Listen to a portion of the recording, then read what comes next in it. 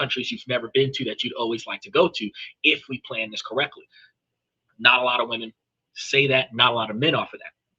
Men are looking for long-term relationships, even though women don't believe that. It is true that men are looking for long-term relationships. They're looking for the last person, not the next. Women are looking for the next payday, not the long-term inheritance of a man who's dedicated his whole life to her standard of living.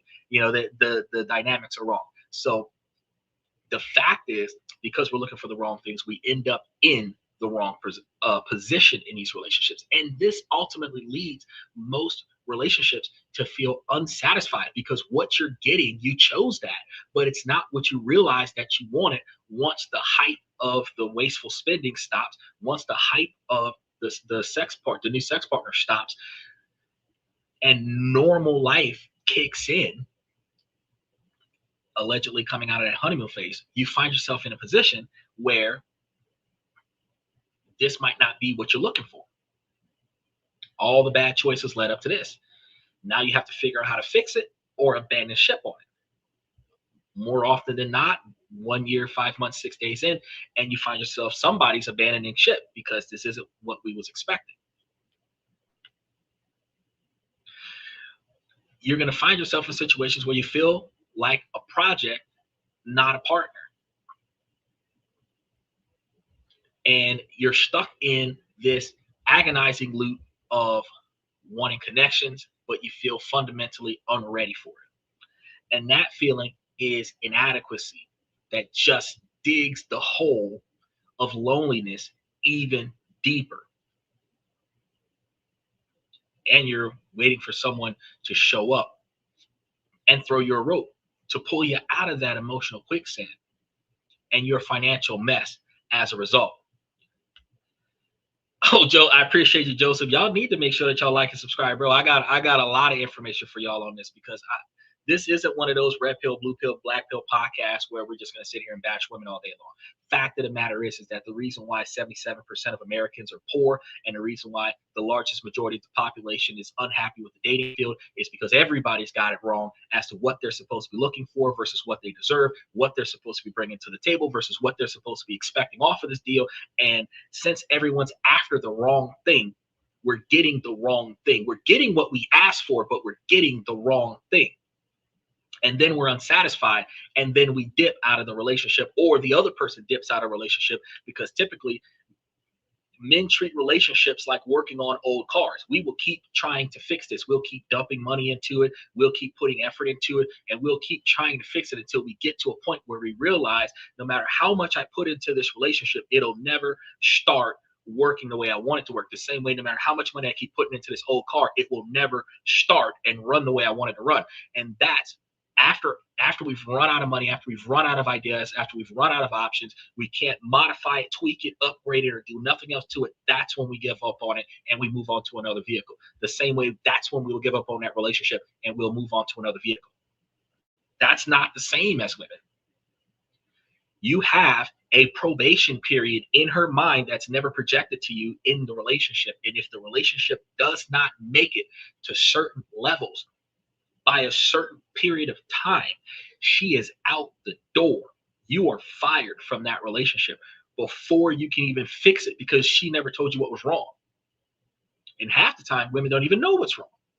So this isn't a situation where we're going to sit over here and talk shit about the women, because this is about the men. This is about helping the men become better men, and not only becoming higher value men by your financial status, but becoming higher value men by your decision making. Because emotional intelligence doesn't just come from going to a therapist and fixing your feelings.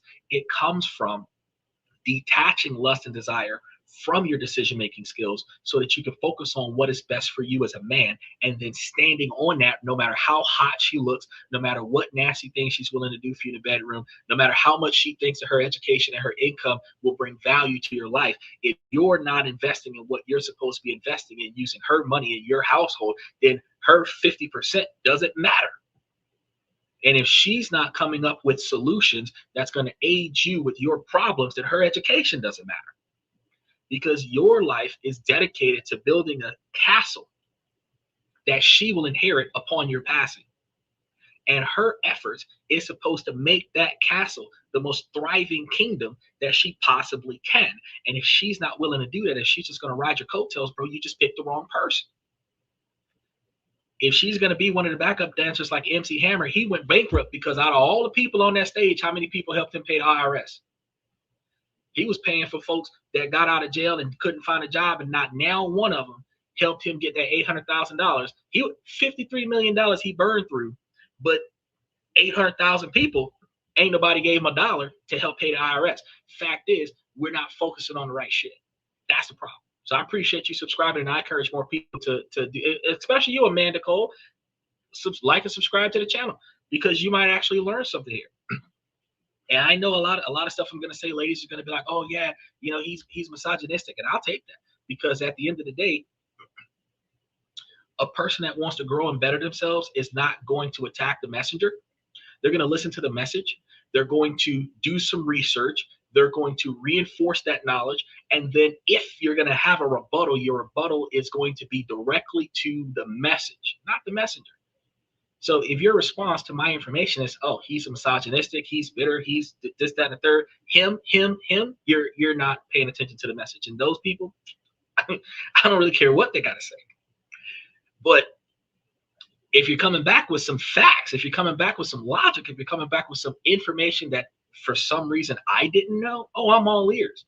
You don't have to agree with me to be on this channel. You can completely disagree with me on this channel, and I encourage it. But when you disagree with me on this channel, I strongly encourage you to back that up with some factual information. If you just feel like I'm wrong because what I said triggered you, and I don't even know who you are, you were doom scrolling through your YouTube channel, and I just so happened to pop up, and now you're listening to me, I'm going to call that fate. And if that hurt your feelings, it's your responsibility to learn from it and grow from it so that what I say doesn't hurt your feelings no more. Because if it didn't apply to you, it wouldn't hurt your feelings. If it didn't trigger you, you wouldn't have nothing negative to say about it because it didn't apply to you, right? So here's a secret that no one tells you guys. Healthy, stable people are not looking for a project to fix in their relationship. So if you're dating a chick, you're driving her to work, and I'm talking about like y'all just met, if y'all hooked up just now, that's it. And y'all are in a scenario where before y'all even move in together, you start driving her to work. I ain't got no knocks on y'all ladies, because I'm gonna flip the script and use the same thing. This is a savior complex where you are literally superimposing yourself into the other person's position and aiding them with whatever they are struggling with, even if they could have done it on their own. Ladies, flip the script. You're dating a dude. He's always walking. You don't know where he's walking to. You give him the keys to your car. He's driving your car around, bringing it back with no gas in it. Savior complex. He didn't need the car because before he met you, he didn't have a car. He doesn't need your car, but he'll benefit from it. You give him the keys, he'll drive that bitch wherever you and have a bunch of people in it. Savior complex. But if you were not with a savior complex, you would not give two shits about the fact that he's walking. He's walking, he's walking. Right? So healthy, stable people are not looking for a project to fix. They're looking for a partner that they're going to build with. Somebody who's taking your car and burning all the gas out of your car and bringing it back on E is not benefiting you. You're not growing from that. That's actually costing you more money. You know, that rope that you're waiting for, it's already in your hands to pull yourself out of that situation. Just like footprints in the sand. You know, when you look back and you see one set of footprints, that's because half of the time I was carrying you, and you have to half of the time you was able to carry yourself, but you're always going to look back and see one set of trails, right?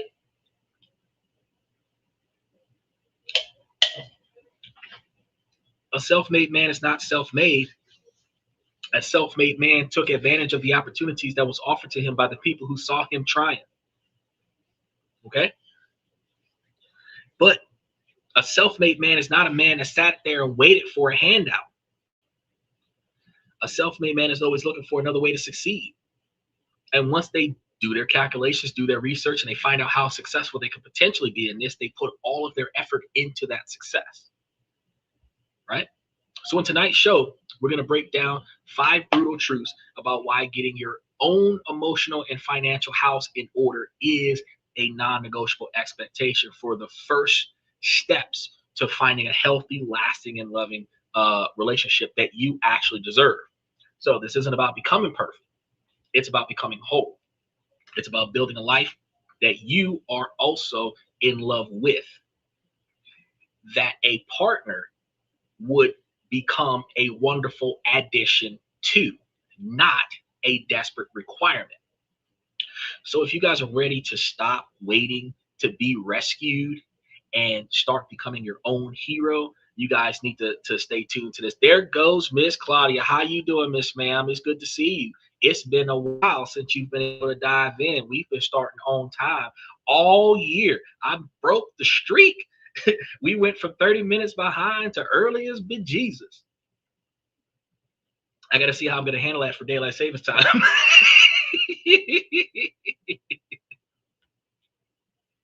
Love thyself first. Well, yes, in a way, it is love thyself first, but really, you got to love the situation that you're in first. Truth be told, because you as a person doesn't necessarily have to be in love with yourself and still recognize that you got too much chaos in your life right now to maintain a relationship. Take, for example, you did some stuff you wasn't supposed to do, and now you got to go to court. You got to finish with that before you call yourself getting into a relationship, because how are you going to start that date with an ankle monitor on, right? Sometimes you got to finish the chaos in your past before you start something new. Take those. We got a lot of women that come to the show that they would prefer a man who doesn't have kids, and I don't blame them. But imagine if on the first date you find out that the dude that you're talking to is having a very bad custody battle, and most of his time is in family court. That's not good for a new relationship either. Let's think about women that's got baby daddy drama, where they're not in court on a regular basis, but the ex is always at the house on a regular basis. And the children are loving the father, but the father and the mother are always fighting whenever the man come over. You as a man can't get in the middle of the children and they daddy, but you as a man want to step in between the mom and the father. That's not a good position for you to be in. So a lot of times you have to fix the chaos in your life first. If you're going into bankruptcy, now's not the time to go dating, right? You got to get your life in order first. So it's not just about loving yourself. Loving yourself is part of it, but you got to fix your own failures before you start looking for other people. Because when you take on another partner, it doesn't matter if you're a man or a woman. When you take on a partner, you take on an extra financial liability. Plain and simple. Yes, traditionally men are supposed to take care of women, but those women that do have jobs, that have a man that they want to make sure doesn't fall off, will see him in a financial bind and put some money towards that. Whether it's changing a tire, putting gas in the car, buying him a new outfit for work, picking up some extra groceries, whatever. Pay for his traffic ticket, put money on his son pass, pay for some of the subscription, catch the phone bill because he forgot it, whatever. Something that she otherwise would not have had to pay for because she's in this relationship, and this is before children are involved, she's going to voluntarily pay for as a woman committed to the relationship. So no matter what man or woman, that when you take on an extra person in your life, you're taking on an extra financial liability. Now, once you guys come together and y'all decide to start utilizing y'all's income more effectively, you start becoming an asset to one another. So with that question that comes in, it hurts all the women's feelings who don't really know what they bring to the table. You ask them what a woman brings to the table. They say their looks and their education. Well, no, they don't say their looks, because looks are obvious. They say their education and their career, but truth be told, they're not willing to put more than 50% on the table.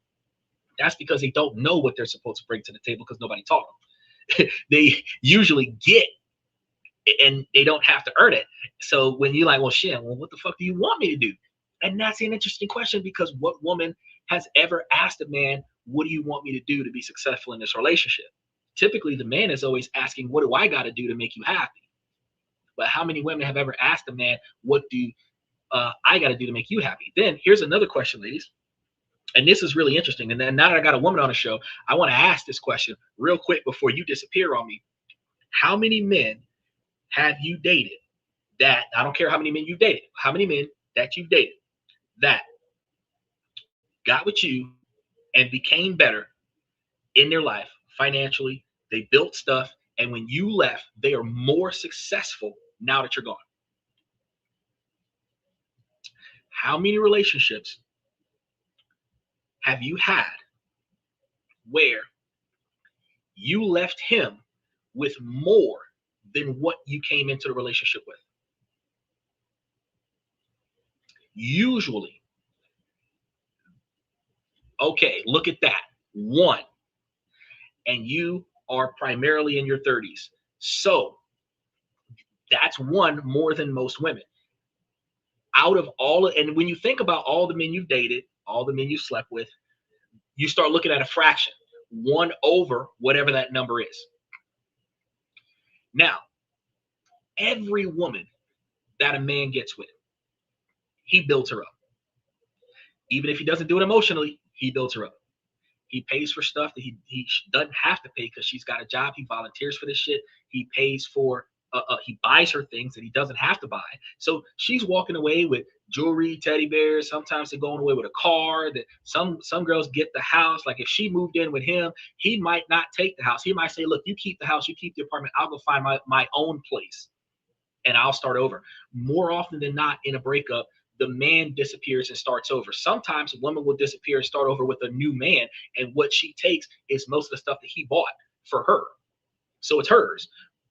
But more often than not, she leaves and the man has the same amount of stuff or far less. Usually it's far less. Usually it's about 41% less than what he started with.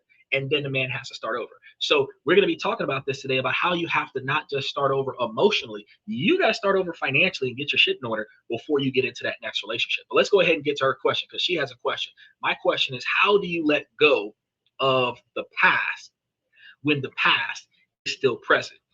And that's a fantastic question, which completely lines up with what we're talking about today. First and foremost, your past is not the past if your past is still the present, but technically everything in your present is in the past.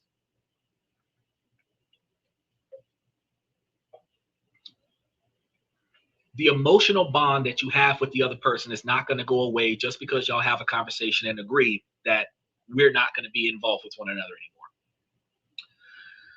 It will take you months, if not years, to emotionally detach from the other person. Usually, there's an endorphin that is released during sexual contact that is a bonding chemical, and that's one of the reasons why everybody starts being whores. The more people you sleep with, ridiculously, the less bond you had towards your partner, because that bonding element links to multiple different people. Destroys your value as a woman, but as a man, you get more experience and you detach yourself emotionally from the last woman. I don't recommend it. You say it's been 8 years since y'all parted. Did he die? Because if he did, you're never going to let that go. If y'all just broke up and he's still alive, what are you holding on to? That's a very, what are you holding on to? The memories. Okay, so he had a child with your sister. Oh, this is good. Not for you, but for the sake of discussion. So I don't understand how that rolled out, but he will always be around. You will always have negative feelings towards what happened with the betrayal from your sister and the betrayal from him. You not removing yourself from this situation will prevent you from healing. Oh, that's not even a Jerry Springer situation, because you know who the father is. He said that topic is for Sunday night. You're right, sir. That is exactly right. This is a Sunday night topic. But let's touch base with this real quick, because the moving on part is part of today's show. He got a child for your sister, so he cheated on you with your sister, and y'all broke up, right? What has to happen now? And this happened 8 years ago. What had to happen, which what didn't happen, is that you need a vacation from them. Those Harley Quinn romance series, yes, sir. And what you have to do is you have to detach yourself from them. 6 months, a year, whatever. You have to, talk to your sister on the phone. Hey, how are you? I'm alive, and just stop. Sitting there every day. No, you don't need to get revenge. But that's what that feeling right there. That's the feeling that is harbored in her heart. And honest to God, I got nothing against women with this feeling, but they dwell on revenge, which is one of the reasons why when a woman leaves a man usually has less than what he started with, because whatever she doesn't take, she tries to destroy him to make her feel better about how hurt she is in this situation. Women take pain a lot worse than men because women don't get pain as much as men. Men get beat down their whole life. They're talked down to and devalued by their mothers and their sisters throughout their childhood. Then they're talked down and devalued by the girls in their schools throughout their teenage years. Then they're talked down and devalued by the women in their society, in college, in the workplace, in the dating game. And then the man is like 40 something years old. He's been rejected for 40 years. Men learn how to take that pain and keep pushing because women expect it. Society expects it. Women are not told no as many times in their lives as a man is told no. Women are not shut down as often as a man is shut down in their life. And a woman is not embarrassed by her efforts the way a man is embarrassed by his efforts in his life all the time.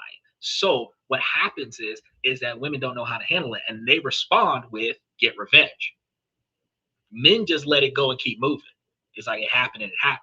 She said, I think my thoughts that I'll be better when my last kid turns 18. Why does your last kid have to turn? So you got a kid with him 8 years ago. She got a kid with your baby daddy. So y'all got cousin siblings. Whew. Men replace women. No, well, yeah, men are gonna just walk away from that situation. Emotionally, what has to happen here? It's not so much waiting until he gets your children get 18. What has to happen here is that you have to emotionally detach from the situation. You feel better about the fact that you did not get your comeuppance once you found out that he got your sister pregnant. The betrayal that you have from I don't know why you've been talking to them for the last 8 years. I would have took a vacation. I would have took a 2 to 4 year vacation where when I did come back, I don't feel nothing about it. Because just like a breakup, you need space and you need time, and there's no time limit. There's no time limit on that space and that time. If you still feel bitter when you go over to your sister's house every time you look at that child, and you know that child was created while you was in a relationship with the child's father, walk out and go back home. I can't when I have to keep communication with him for the kids. No, you don't. Okay, so here's the thing. And this is going to go into a child support conversation, but I'm gonna touch base on this for the sake of you, as the mother of the children, have the duty to tell the dad what the kids need and what the kids don't have. It is his responsibility to decide what he's going to do about that. Outside of any court orders for child support, you are supposed to put your best efforts towards making sure that the kids have what they need. And then if he shows up with anything, you just appreciate that and you let him go. There is nothing there that requires him and you to talk about shit. If the kids need a doctor's appointment, you let him know before you schedule the appointment that the kids need a doctor's appointment, and you can send that to him in an email or a text message. You can send it to an email. The more distance you put between him and you, the better it is. You send him an email. You let him know these are the appointments that the kids are going to have in the upcoming month. Does he agree to that? Yes or no? That's it. This is the stuff that the kids need: school supplies, medications, clothes, whatever. Are you going to help with some of this? Yes or no? And then whatever he decides to do about that, he does that. Y'all don't have to talk after that. How has your week been? This, that, and the third. Bro, you can do a status report and just put it in the email. This is what happened with Lil Jimmy. This is what happened with Lil Jill. And this is This is the updates and the kids. Fuck, you got visitation. Come and see your damn kids and ask the kids how they doing. What is you worrying about me? 8 years old, because you said this was 8 years ago. 8 years old. Your 8-year-old should be able to tell him how his week went. Go talk to your daddy and tell your daddy how the week went. He ain't got to come talk to me about that. I should only have to tell him what he got to pay for, because that is the full dynamic of y'all's engagement with one another. It ain't got to, y'all don't have to be friends. Y'all got to make sure that the kids got what they need. It's got a field trip, you let them know there's a field trip coming up. How much of that you gonna put towards it? Summer camp's coming up. How much you gonna put towards it? And if he respond with, I ain't got it, don't say nothing else. There's no other communication that you need in that situation. So Michael says, oh, she does, court orders it. No, the court does not order you guys to talk to one another. Y'all voluntarily talk to one another, because when a court gets involved, you got case managers, you got guardian ad litems involved, you can talk to a third person, you got attorneys involved, you can talk to somebody who can talk to the person that needs to be talked to. So you don't got to talk to dad directly. You got 2, 3, 5 other people who can pass the word along and tell dad what dad needs to know. You ain't got to talk to dad. You choose to talk to dad. He said, would you or would you not try rat meat? You need to go sit down somewhere. I know he laughing at that, but he just got banned for asking a stupid ass question during the show when we talk about something important. It's so bad we have OFW.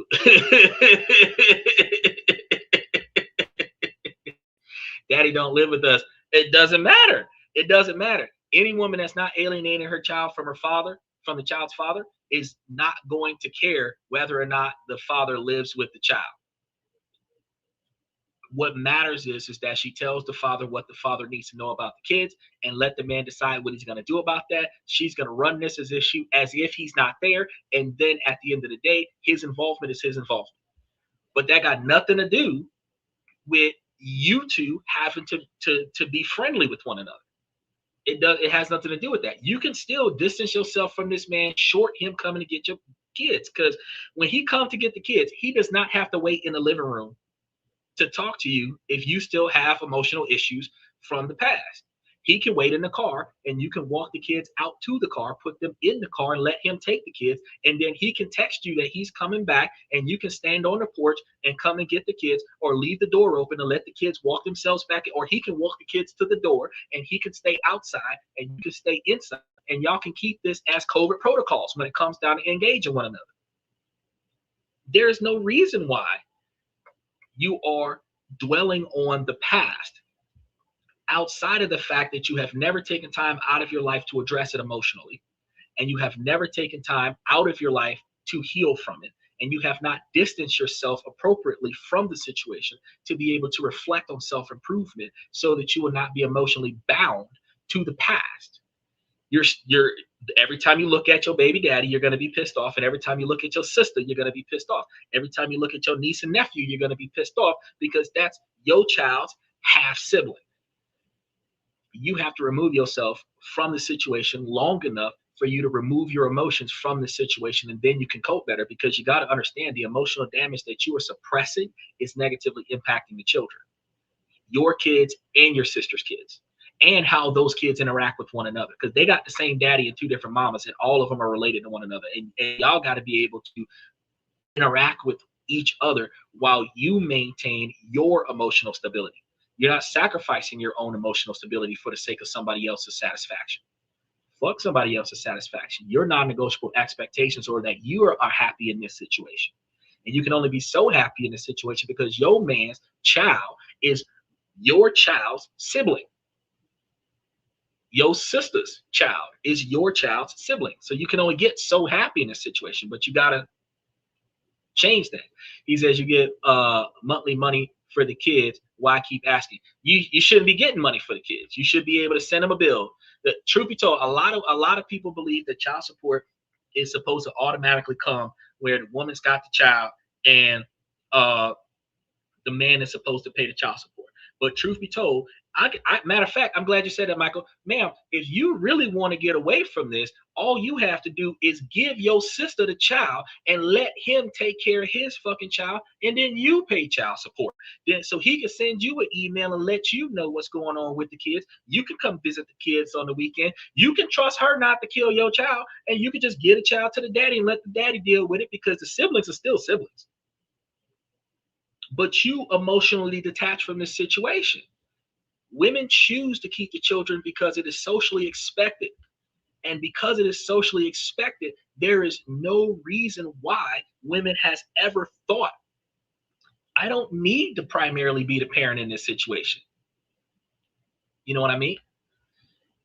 She said, the pickups at Quiet Trip. I haven't talked to my sister in 2 years, and you shouldn't talk to the baby daddy for 2 years. So I don't get child support. You don't need it. You don't need it. But if the situation is that tough and you need a break, for example, your kids is in school right now. Summer's coming up. Summer's coming up. Talk to the baby daddy. Tell him that when school let out, you got the kids until school start. Straight up. Now you've got a guaranteed 3-month vacation. He gonna come get them kids, and you're not gonna take them back until fall. Literally the day before school starts.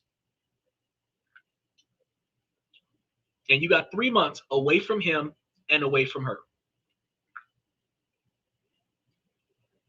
You can find ways. You can let dad celebrate all the birthday parties over there, and then you can just do something nice for the kids on their birthday, wish them happy birthday, cook them their favorite meal. Because especially if you got boys, you got to understand, boys don't need much. Boys don't need much the same way men don't need much, because boys and men are the same systemic, that we come from a position where if we get acknowledged, appreciated, and valued, that's really it. So if dad's buying all kinds of cool toys and mom made my favorite meal, fuck that toy. That's my favorite meal. You know what I mean? So, oh yeah, I could play with my favorite toy after dinner, but my mom made my favorite meal. When I get tired of playing with that toy, my mom still made my favorite meal. Dad can't compete with that, and he shouldn't be competing, but dad can't compete with that, because the stuff that I value is not going to be that toy. It's going to be, if you know, my mama used to go to the store when I was young. I loved Rice Krispies. Everybody who grew up in that generation where Rice Krispies were everywhere. My mom would go to the store. I didn't go with her a lot of the times, and she would come back with a king size Rice Krispie treat. No matter what she got, she would come back with a king size Rice Krispie treat. I didn't have to ask for nothing. I didn't have to say anything. After I found out mom came home, I would go out to the car and I would take all the groceries out of the car, and I would drag these groceries weighing more than I am into the house, and then spend the next 30 minutes putting all the groceries away. And by the time I got to the last bag, I would find that Rice Krispie treat. I didn't give a damn about nothing else. I got the Rice Krispie treat. My brother got a video game console. I got a Rice Krispie treat. You're going to say, oh, your parents didn't love you. Yeah. But I got my own car, motorcycle, 2 houses, 3 jobs. My sibling don't have none of that. I was taught how to earn what I want and appreciate what I get. My sibling was taught to get what you ask for. There's a big difference in the dynamic. So pay attention to the little things, because the little things impact the children, and the little things are the difference between making a good man and a great man. I know your question was, I'm gonna get to that, because you say your question is, why do you still care about what he says? Because you still love him. That's why. You have not detached from him. Your bond with him has not changed, because even though he has moved on in his relationship status, he has not moved on in your life. And you may never stop loving him. It'll hurt a lot less. It'll hurt a lot less. You're never going to stop loving him. That's the father of your children. And your relationship ended abruptly because you were not willing to tolerate being the other woman in a relationship that he had with your sister. If y'all were in Dubai, y'all would be sharing the same baby daddy. If he can afford to pay for both of y'all, the 3 of y'all would be living in the same house with kids. and nobody would be complaining. But in American culture, women are taught to be selfish about resources and keep the man all to themselves. And if she can't have him by herself, then she will give her provider away to another woman and let that woman benefit from her provider. But we also recognize in this same society that women also do not have the mental capacity to put up with a man's bullshit for 30 full days. So I'm trying to figure out why don't y'all share the same man appropriately? Because at least 2 to 3 weeks out the month, you don't really want to deal with him. So why don't you just tag in another female and let her deal with him? He's always satisfied because one of y'all is going to deal with him. And y'all are always satisfied because he's paying for all of y'all. And y'all not fighting over him because he can afford all of y'all. She said, oh my gosh, that's so funny. But that's realistic. And then when we start talking about American culture, we're looking at the fact that individuals that are making $30,000, $40,000 a year, you need, especially when you start adding kids involved, you need 3 incomes. Each person making $45,000 a year, that's $130,000 across 3 kids. That's a family of 5, right? Family of 6. 3 kids, 3 wives, 1 man. Okay? And likewise, y'all could take 2 of those incomes. Y'all could put that towards taking care of everybody. Take 1 of those incomes, put that up in a high interest savings account, and y'all could end up having $2.9 million over the next 10 to 20 years, where the kids' college would be paid for. All of y'all would be traveling the world. Y'all would not have to worry about money. Y'all would not have to worry about debt. And if y'all engage each other respectfully, this is one of the reasons why polygamy is starting to become a thing. It's because if a group of people get together and they don't fight, even in romance, that y'all could find yourselves a better foundation. But truthfully, from a monogamous perspective, monogamy benefits women more than it benefits men because it limits the men's ability to reproduce. And the fact is that in monogamy, it is expected for every man is 1 woman. And if the woman is pissed off that the man has more than 1 woman, then the woman will get rid of the man, and then the woman will do it by herself, what the man was doing for her. I don't get it. Now, if a woman has more than 1 man, the man is supposed to beat up the other man and take his woman back.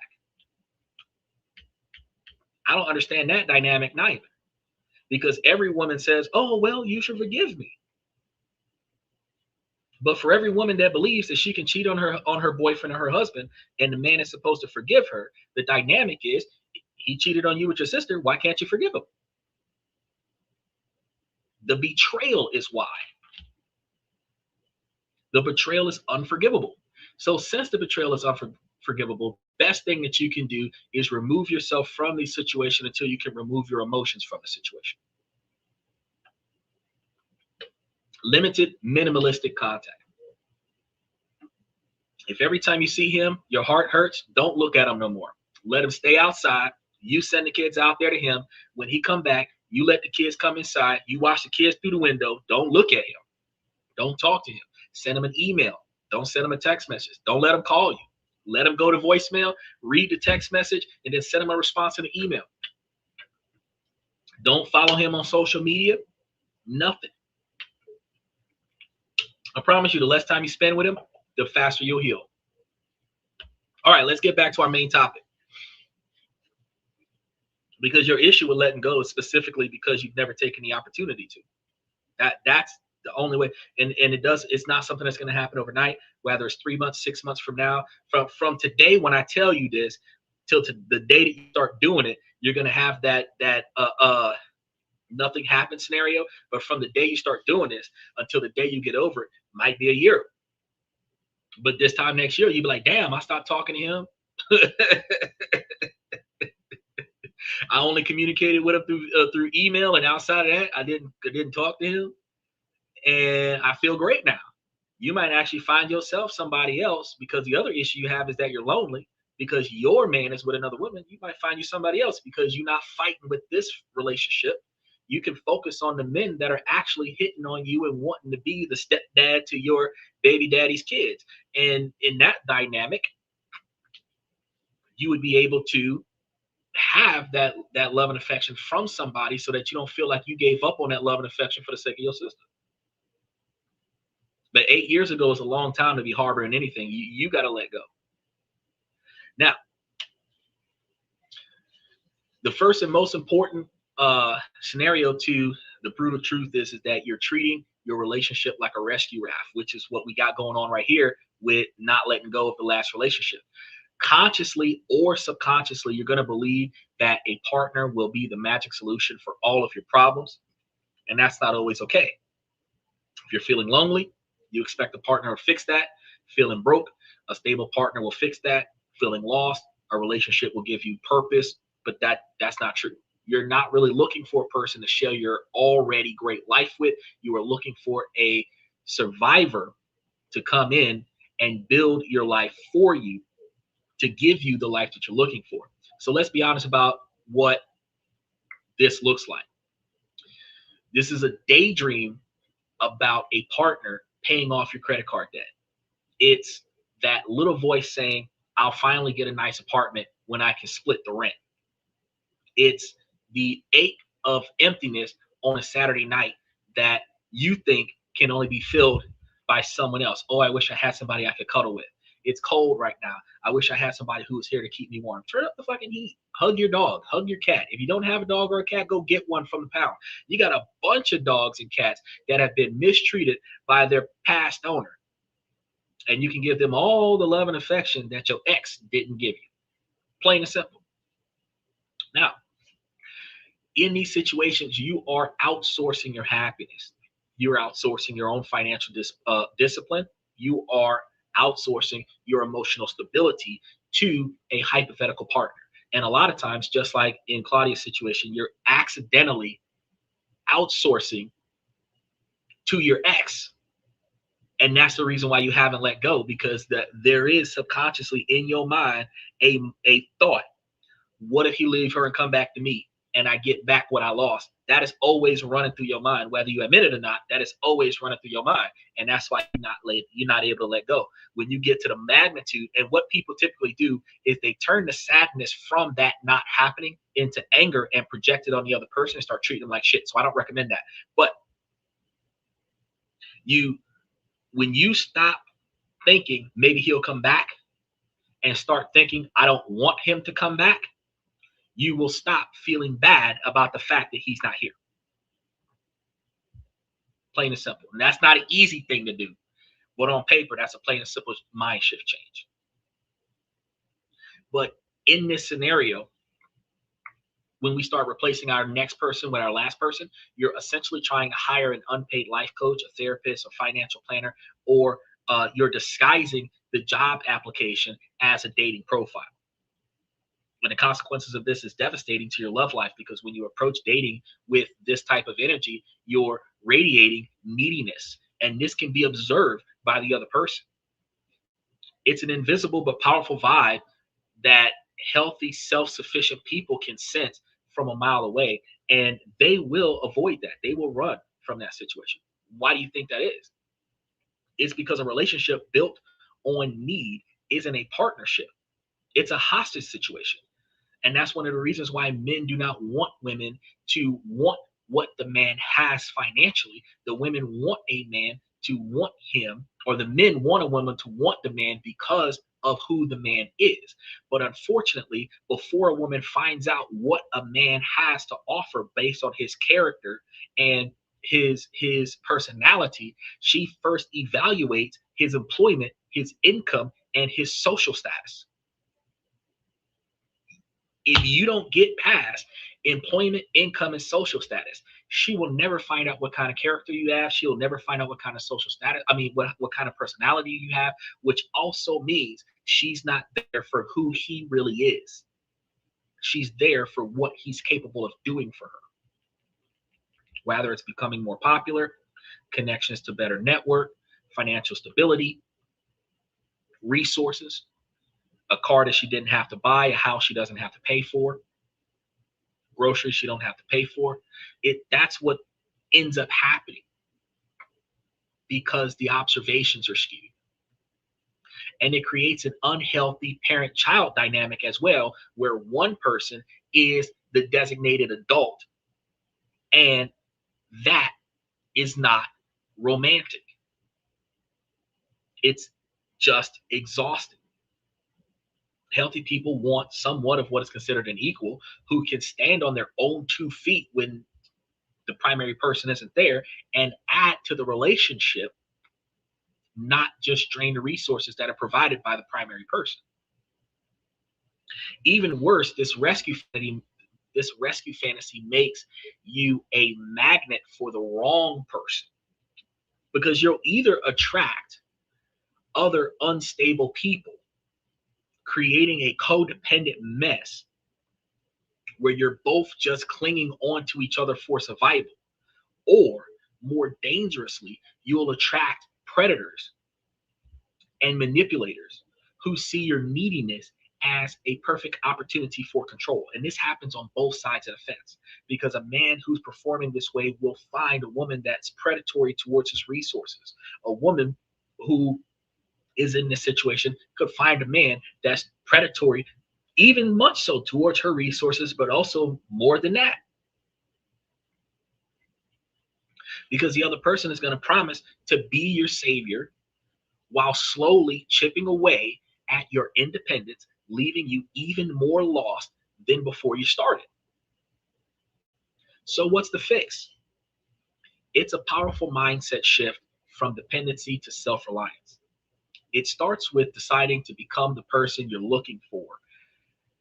Now, excuse me, I know that women have been doing this for a long period of time, because a lot of women have become the self they've become independent, not just self-sufficient, because self-sufficiency is holding down the fort until reinforcements arrive. Independence is self-sustainable and sacrificing of the rest of the team in order to come on top. And women have become more independent than self-sufficient. But on top of that, they have got their educations, which is perfectly fine. They've got their careers, which is perfectly fine. And then they change their mindset to they don't need a man, because they've become the man that they wanted. Or instead of finding an equal where they accept a man that is capable of doing what she is doing for herself, she instead looks for a man that can do more than what she is doing. So after the woman has become the perfect man in her life, she then looks for a man that's better than that. Unrealistic expectations. If you can do it, someone else can. But if you can't do it for yourself, why are you holding the expectations to your partner to do more for you than what you can do for yourself? That's not an equal. You want to be treated as an equal, you have to either find somebody who can't do as much as you and have them build themselves up to do as much as you, or find somebody that's doing just as much as you, and you're able to allow them to do it because they're able to do exactly what you're doing. It's just like when you get trained for a position on a job, your trainer stays with you until they can see that you can do the job just as good as they did the job, if not better. And once they believe that you can do it, they step back and they let you do it on your own. Just like when you start performing the jobs of a manager before you get promoted, managers see your ability to perform. They give you a promotion to team leader. They give you a promotion to the managerial position because you showed that you could handle this responsibility, so they can back down off of that responsibility and give it to you. When you find the right man, he is able to make the same decisions that you would have made, or similar decisions that you would have made, or better decisions than what you would have made. And when you can trust his judgment, you put him in charge of making decisions. Now you can focus on something else. And this isn't about being barefoot and pregnant in the kitchen. Because if you were in the type of relationship where y'all were investing in your future, you could be following the stock options. You can be following the investment opportunities, and he could be paying for the day-to-day operations and making sure that the house doesn't fall apart. 50-50 isn't 50-50. 50-50 is typically 60-40, where 60% of it's being done by one person and 40% of it's being done by another. And the extra 60% of the second person's life is going towards something else that's going to benefit the relationship, where the first person is doing 40% of that. It's not 50-50.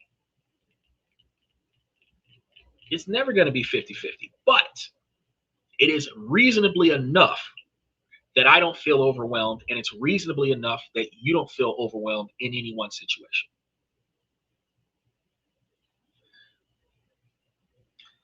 And this is true because if you're in situations where you want emotional stability, you must learn to regulate your own emotions. Just like I was telling Claudia, you have to remove yourself from an emotionally and powerful scenario where you are negatively impacted by the environment that you're in without anything bad ever happening. You need to remove yourself from that dynamic until you can heal emotionally. And then when you come back to that dynamic, you're not negatively impacted by that. Say you work in a fast food restaurant, you get fired from the job, you hate your boss, you hate all the people that work there, but enough time away from that job, you can go back to that same company and order something to eat and not feel nothing about it.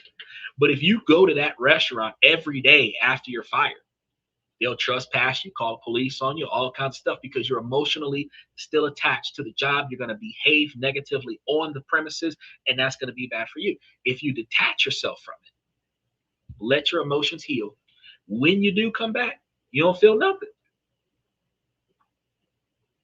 How long that's going to take, I don't know. You might have to get to a therapist and talk to a therapist about it.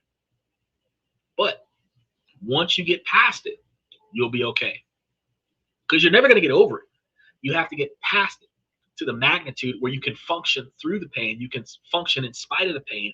And then over time, the pain won't bother you as much. It's still going to be there because this is really close to home. This isn't just like sleep with your best friend situation. This is really close to home.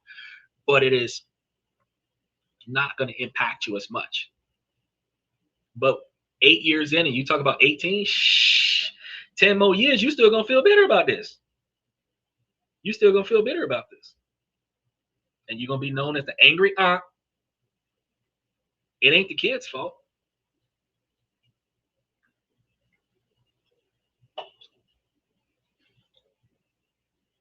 But if you're in a situation where you want someone financially secure, you need to start taking control of your own finances. You ladies need to start investing in stocks, bonds, real estate. Y'all need to start looking at the market and trying to find, look, 5 years left. Shit. You should have retired. You should have emotionally retired after the baby was born. After his second child was born, you should have emotionally retired. You should not have been involved with them emotionally. And now that you know that there's all kinds of shit that you can do. All kinds of shit that you can do. Like real talk. You got the capability. I just told you, real talk. You'd have had primary custody for the largest majority of this child's life. You can be the bigger woman, give him primary custody of the child, and come and visit whenever you miss your child. That's it. Or whenever your child call you, mommy, I miss you, come back, come see me, whatever. Sure. I just want you to spend some time with your daddy so that you and your daddy can bond more. That's it. That's it. And because he's got the child, he don't got to talk to you. You can be gone for 3 to 6 months. Look, there you go. So if you gave him the child, guess what? Fuck, you only talking to the kid on the weekend. I'm gonna pay for my child's cell phone so I can call my child directly. I ain't got to talk to the daddy. I can video call my child and see my child. I ain't got to talk to the daddy. When I want to see my child in person, then I'm gonna send the daddy an email and I'm gonna schedule an appointment. If I want the child to come and spend time with me for the weekend, I'm gonna send dad an email.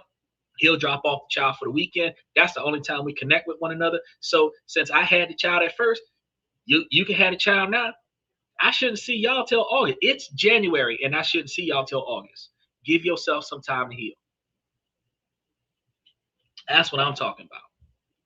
That's what I'm talking about. Because otherwise, you're gonna be a nervous wreck. You're gonna this hypervigilance is gonna fester in you. That's gonna cause ulcers. It's gonna cause high levels of stress, anxiety, depression. That's gonna cause you to have excessive high levels of stress that leads to memory loss, short-term memory loss.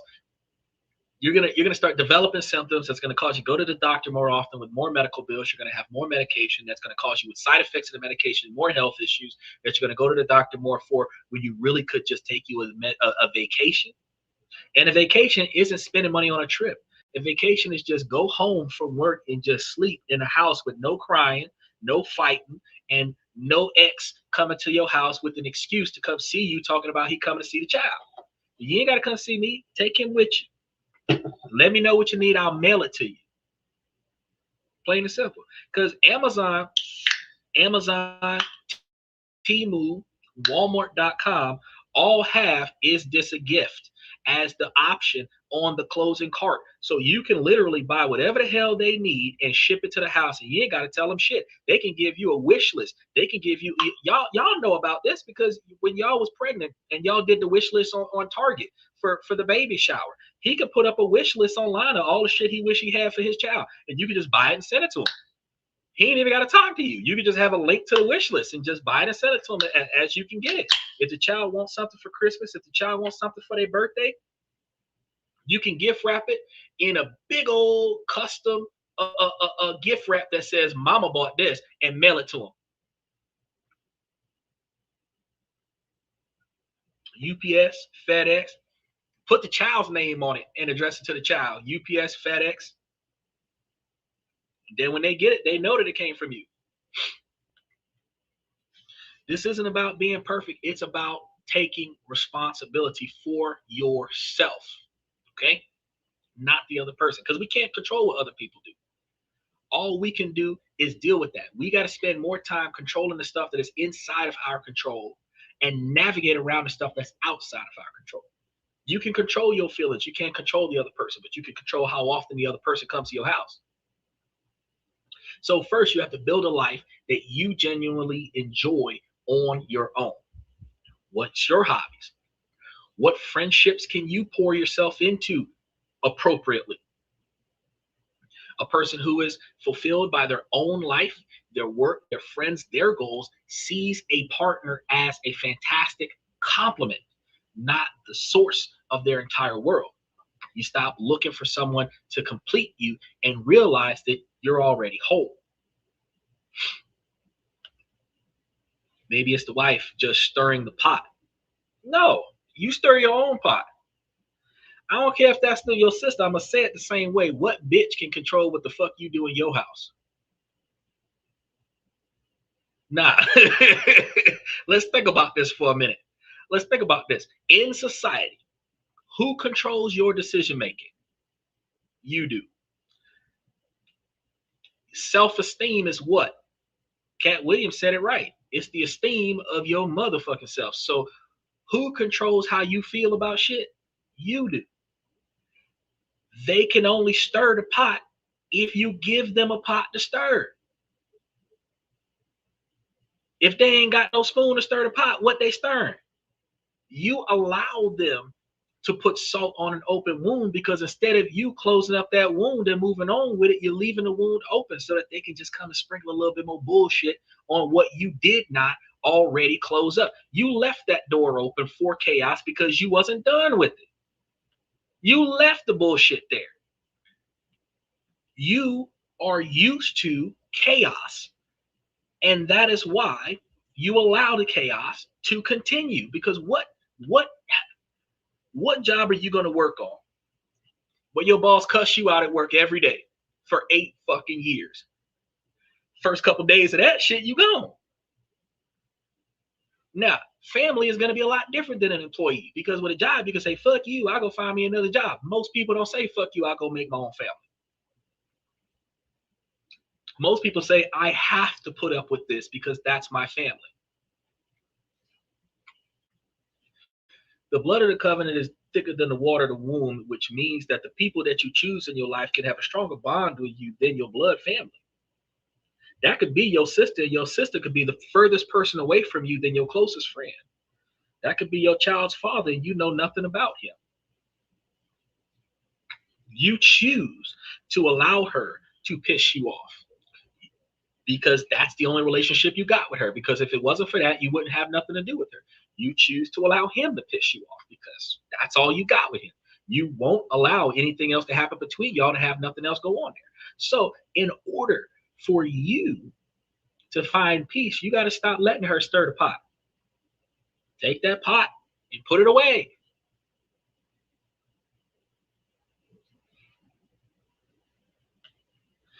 He said, water can be thicker than blood, I find.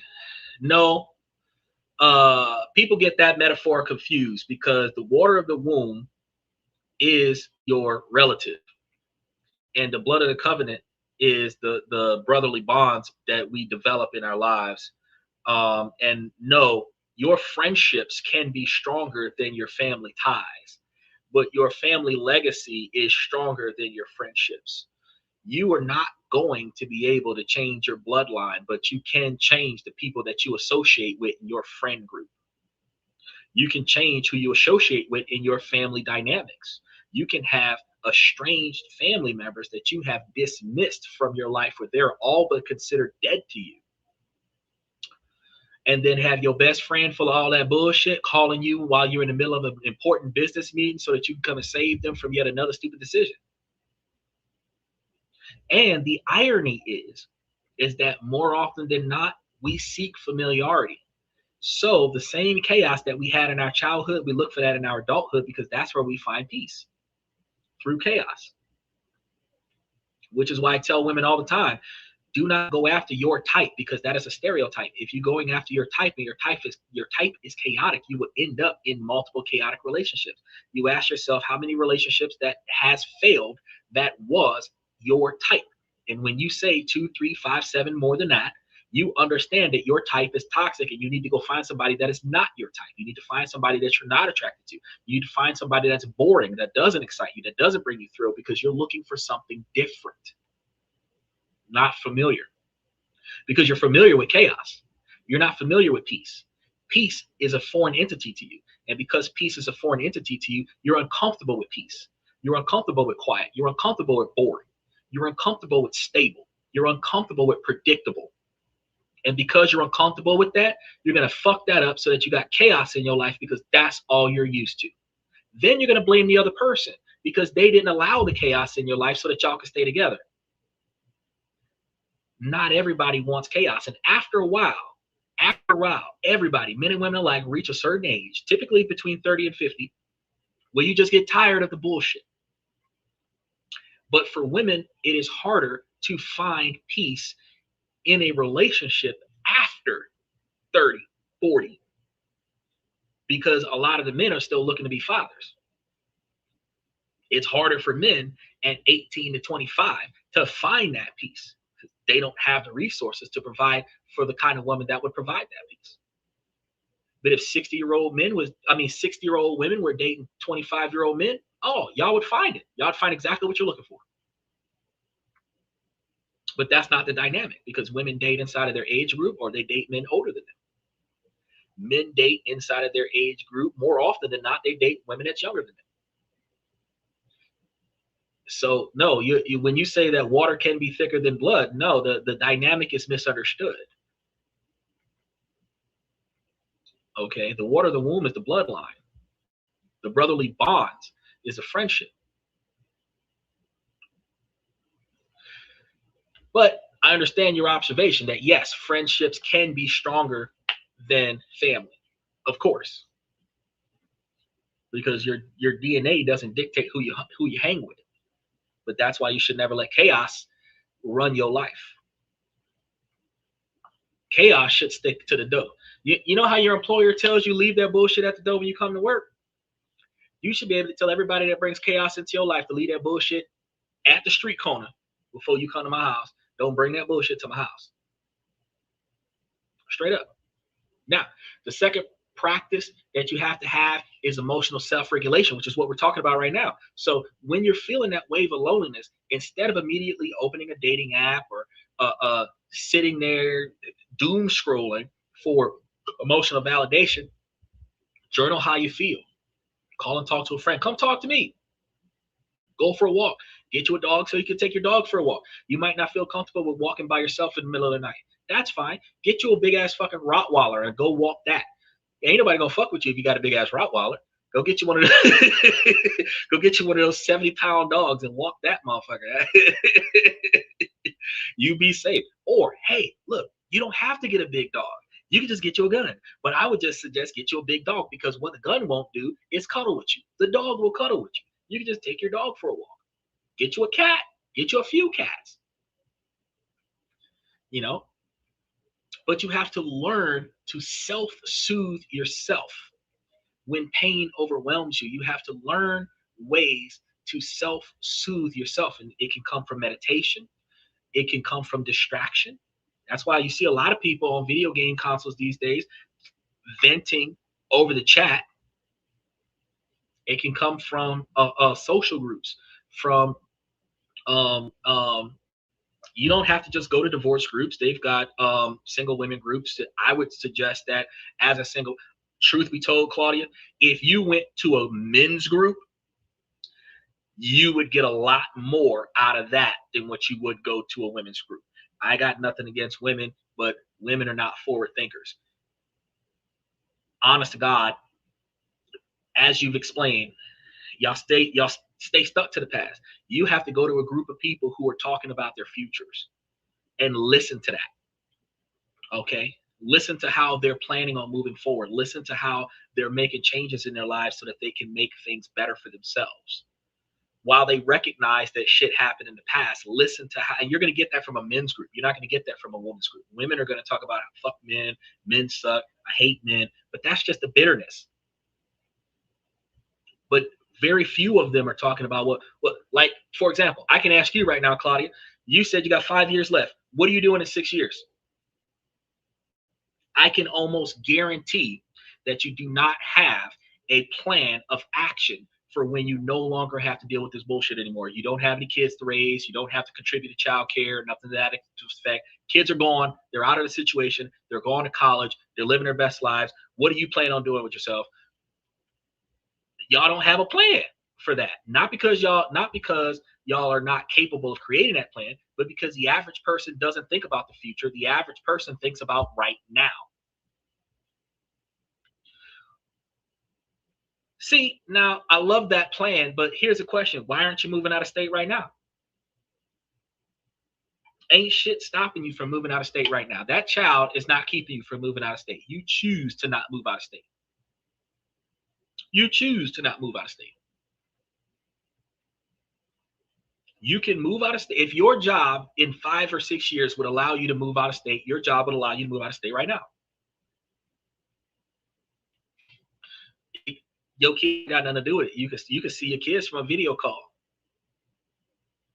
And if you're financially successful out of state, you can always fly back and come and see your kids. Where you are emotionally prepared to engage the adults that have hurt you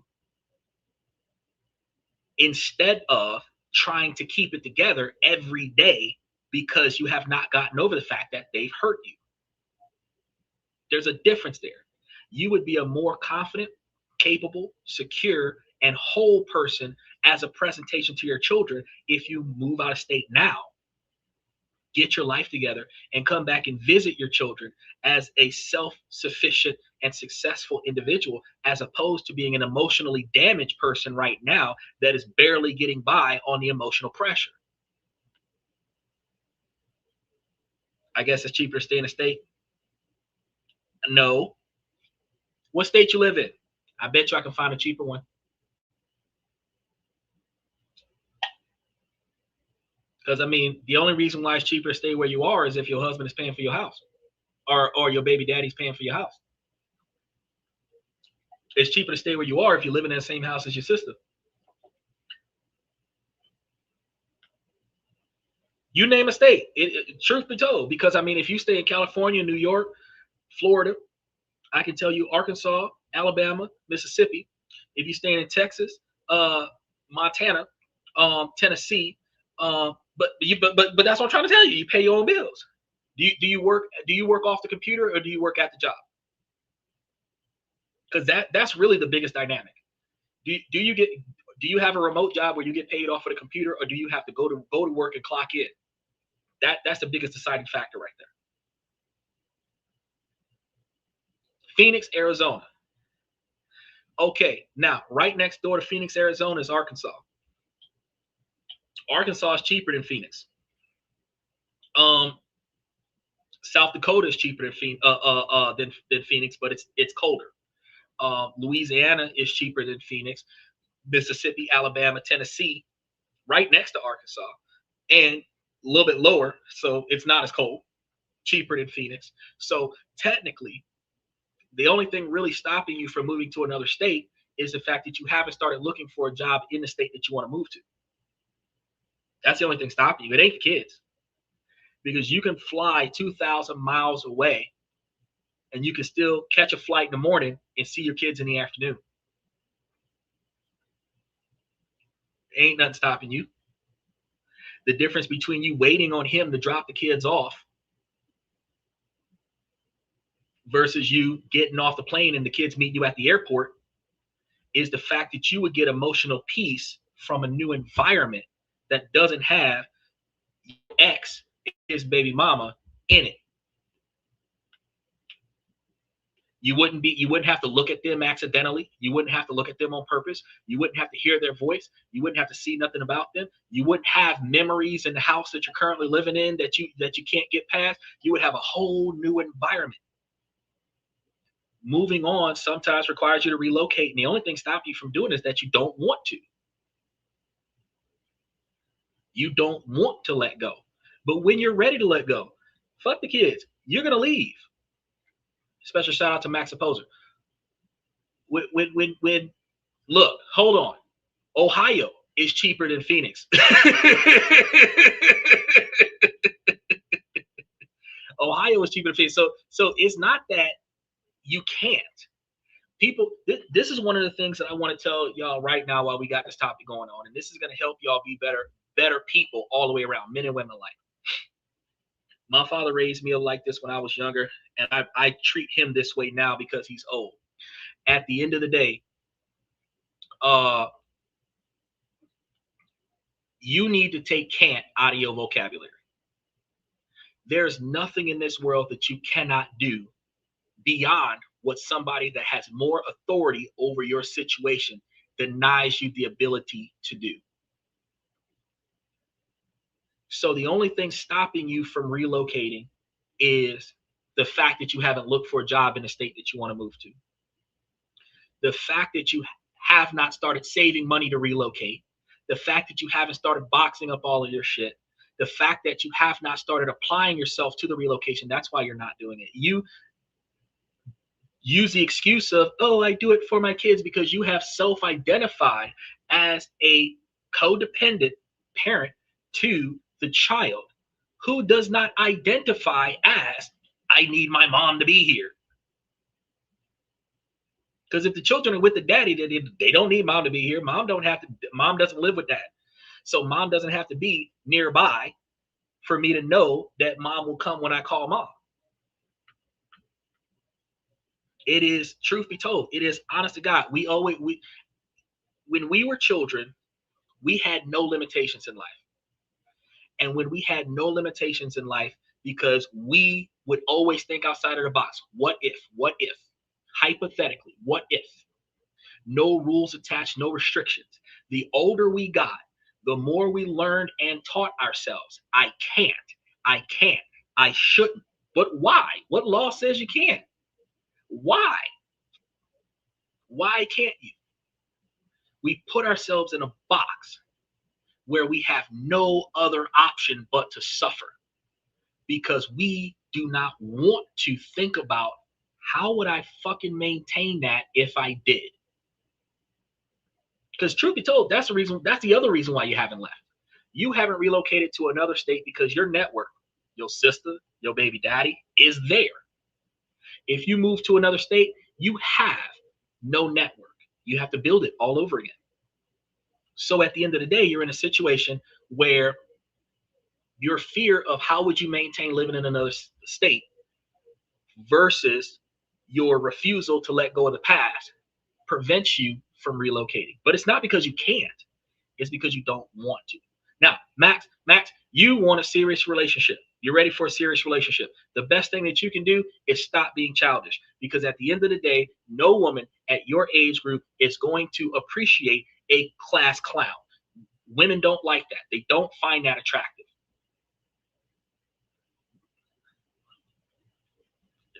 I can't put that any better. Honest to God. No matter how much money you spend on a girl, she will let you spend that money because you're spending the money. But in order for her to value you as a man, you have to be valuable outside of your money. You have to be valuable outside of your stuff. If she can't find value in you outside of your money and your stuff, you are going to waste a lot of money, and you're going to give away a lot of stuff, and you're going to work really hard for the next 30 years of your life. You're going to find yourself at 45 years old with less stuff than what you had when you're at your current age right now, and you will be wondering where the fuck all your money went because you spent all of your money on hoping that the girl would stay. First, you have to make yourself valuable. First, you have to value yourself. Well, I love for you coming to the show. At the end of the day, a lot of the class clown jokes that you have when you dive onto the show typically comes from your desire for attention. Regardless of why you don't believe that you have enough attention in life, you would benefit more from positive attention than negative attention. Because while negative attention is easier to acquire, more people observe you being a jackass and lose respect for you. And then after you've gotten your negative attention and you've had your little kiki laugh, then when you decide to try to do something in your life, people that you've never met before saw you being disrespectful. They've lost respect in you, and now they're not willing to work with you. Now they're not willing to help you. Now they're not willing to negotiate with you. You close doors accidentally because you're seeking negative attention. And then you wonder why life is so hard. But if you put more effort into positive attention, people will see you being positive. People will see you trying and striving and going through those 12 trials of Hercules, and they will help you. Opportunities that you didn't know exist will come out of nowhere. Favor will come out of nowhere because you are doing everything you can to be positive in life.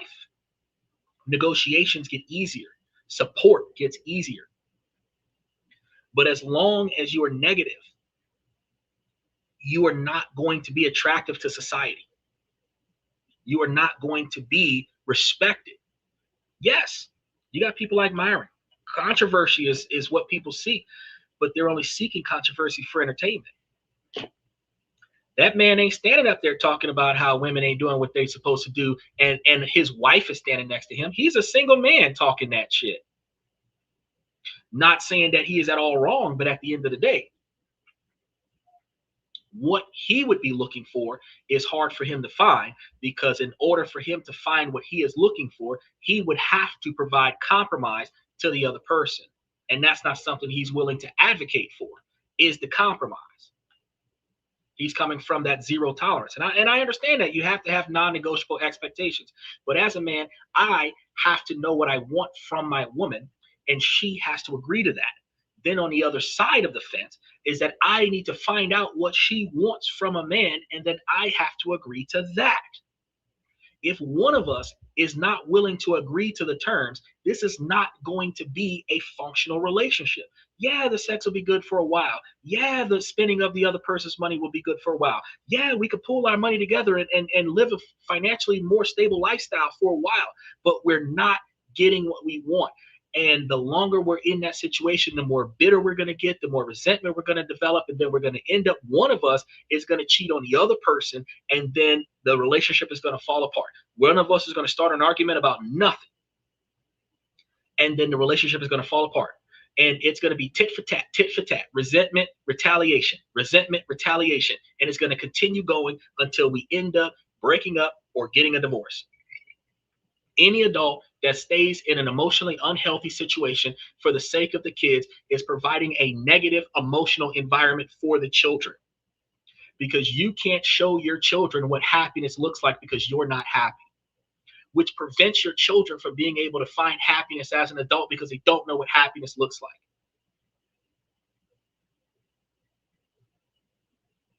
I'll let you marinate on that for a while. She said, I got to tell you, you've done better than my counselor. And my cheapest membership is $3 a month, and you paying between $30 and $250 an hour to talk to your counselor. It don't matter if they own your insurance. Fact is, they getting paid upwards of a few $100s an hour to make you stop and think for yourself. And I just sat here for an hour and 38 minutes and I just fixed the last 8 years of your life. And this is what I do, primarily for free. Hardest part of your involvement was the ads that interfered with the show. But this is the logic and dynamic. This is the logic and dynamic. Nobody is going to tell you to fix yourself, especially women. Why? Because since society loves chaos, women will promote women responding negatively, not just because women are negative, but because the women are emotionally bitter about the last time they experienced a negative experience with a man. And because they're seeing one woman get the best of a man, they're going to internalize that as some type of female justice against all men. So, oh, you can fuck up your life because it'll make me feel better as a person. Key his car, slash his tires, spray paint it, bust his windshield. Then when you're sitting in jail, oh, that's fucked up. They shouldn't have called the police on you. You shouldn't have fucked up his car with a whole crowd of people cheering you on. That was a whole crowd of women cheering you on. But when you cheat on a man, does a man key your car? No. Does he slash your tires, bash your window? No. Does he come to your job and talk shit about you? No. He gets his stuff and he leaves. Or he gets your stuff and he puts you out. He doesn't set it on fire in the front yard. Men don't get revenge. That's a woman tactic because you have more emotions that you can't deal with than you have logical decision making in that moment. But see, what men have to deal with, a man has another man telling him, fix that shit. Go talk to her. Work it out. Go buy her some flowers. Get her a necklace. Apologize. Even if it's not your fault, take responsibility. That's what men are taught. Take responsibility for her mistake. Internalize that as your mistake so that she forgives you for what she did wrong so that she can stop making you feel bad about yourself. That's what men are told. What women tell other women, girl, you don't need him. Fuck him. You can do this all by yourself. That man ain't shit. Where in female culture is one woman telling another woman, girl, you need to go over there and apologize to him for that shit. Fix that. That's a good man. You need to put more effort into making your relationship work. Y'all don't hear that. Responsibility right out the window. Accountability right out the window. Today's show is about helping men become better men in their decision making. But at the end of the day, ladies, y'all can take this information too, because it's about personal responsibility. You have to recognize that you fucked up in your situation by allowing yourself not to move forward. You have to recognize that you didn't do something for yourself that you should have done and start doing it. This is the only podcast on YouTube that's not the blame game. I'll spend an hour and a half talking about what the problem is, but I'll spend another hour and a half talking about how you could have fixed it long time ago and how you need to fix it now.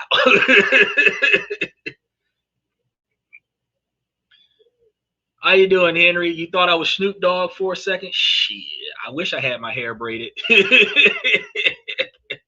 That's going to be a criteria for some of these females. Look, if you talking, you ain't got to know how to braid hair when I meet you, but throughout our relationship, you're going to braid my hair. You're going to learn. You're going to practice. I'm going to wear it all fucked up so that you can feel bad about how I look, and you're going to fix it. You're going to keep braiding my hair till you get good at it.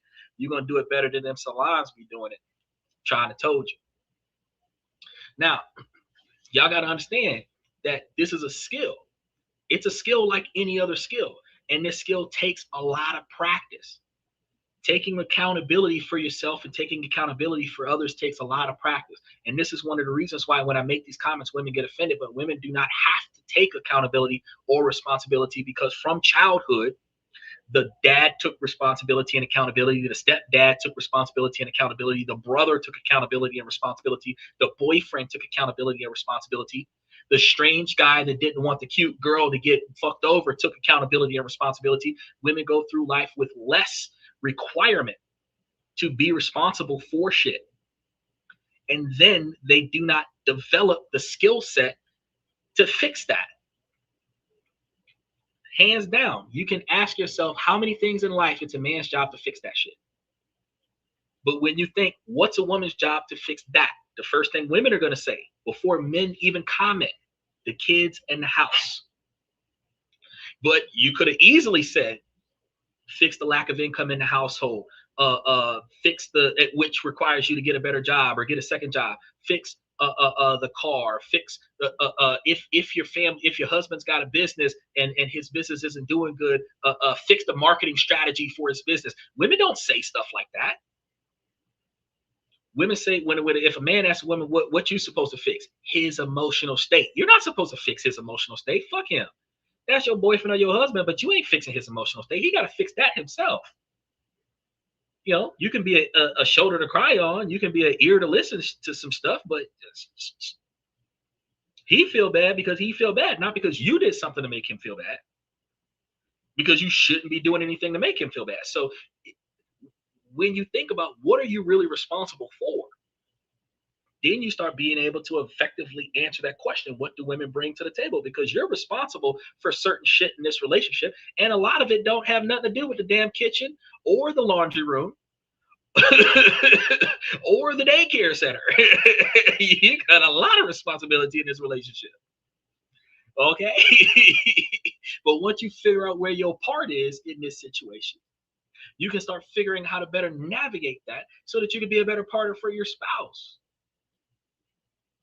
And the only reason why you're trying to be a better partner for your spouse is because that's how the relationship works, is because you're finding a partner that's going to be a better partner for you where you benefit them. You're going to find out what they need so that you can be a better partner for them so that you can be an asset to them. Because if you're not an asset, you're a liability. And that's the reason why women do not take gratitude from men, because they don't want to owe the man something as a liability. So in a relationship, to be treated as an equal, you don't have to put the same quantity of money on the table as he does. But what you do have to do is put in a reasonable, balanced quantity of effort to offset the quantity of income that he put into the relationship so that y'all are both contributing reasonably on a balance. He has what he needs and you got what you want. You're step up.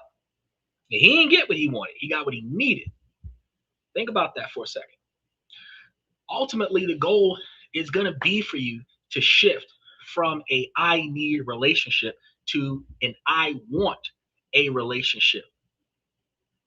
And you're going to want a relationship to share your already fulfilled life with, not to fulfill a void in your life. So when you operate from a place of wholeness, you stop chasing love and you start attracting it. It's easier to love who loves you than it is to force someone who doesn't know you to love you. And that's what men make the biggest mistake in, is that we're sexually attracted to this girl, so we're going to force her to like us. We're going to force her to love us. We're going to spend enough money on her to convince her to like us. That's not the way to do it. If you become a beacon for other healthy people who are also looking for a true partner, not a project, you will find better suitors for your situation. If women stop dressing like OnlyFans, they would stop attracting dirtbags, because the guys that are only looking at you for sex are only looking at you for sex because you are dressing sexy.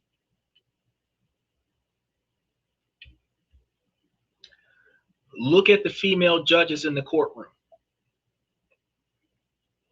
How sexy are they?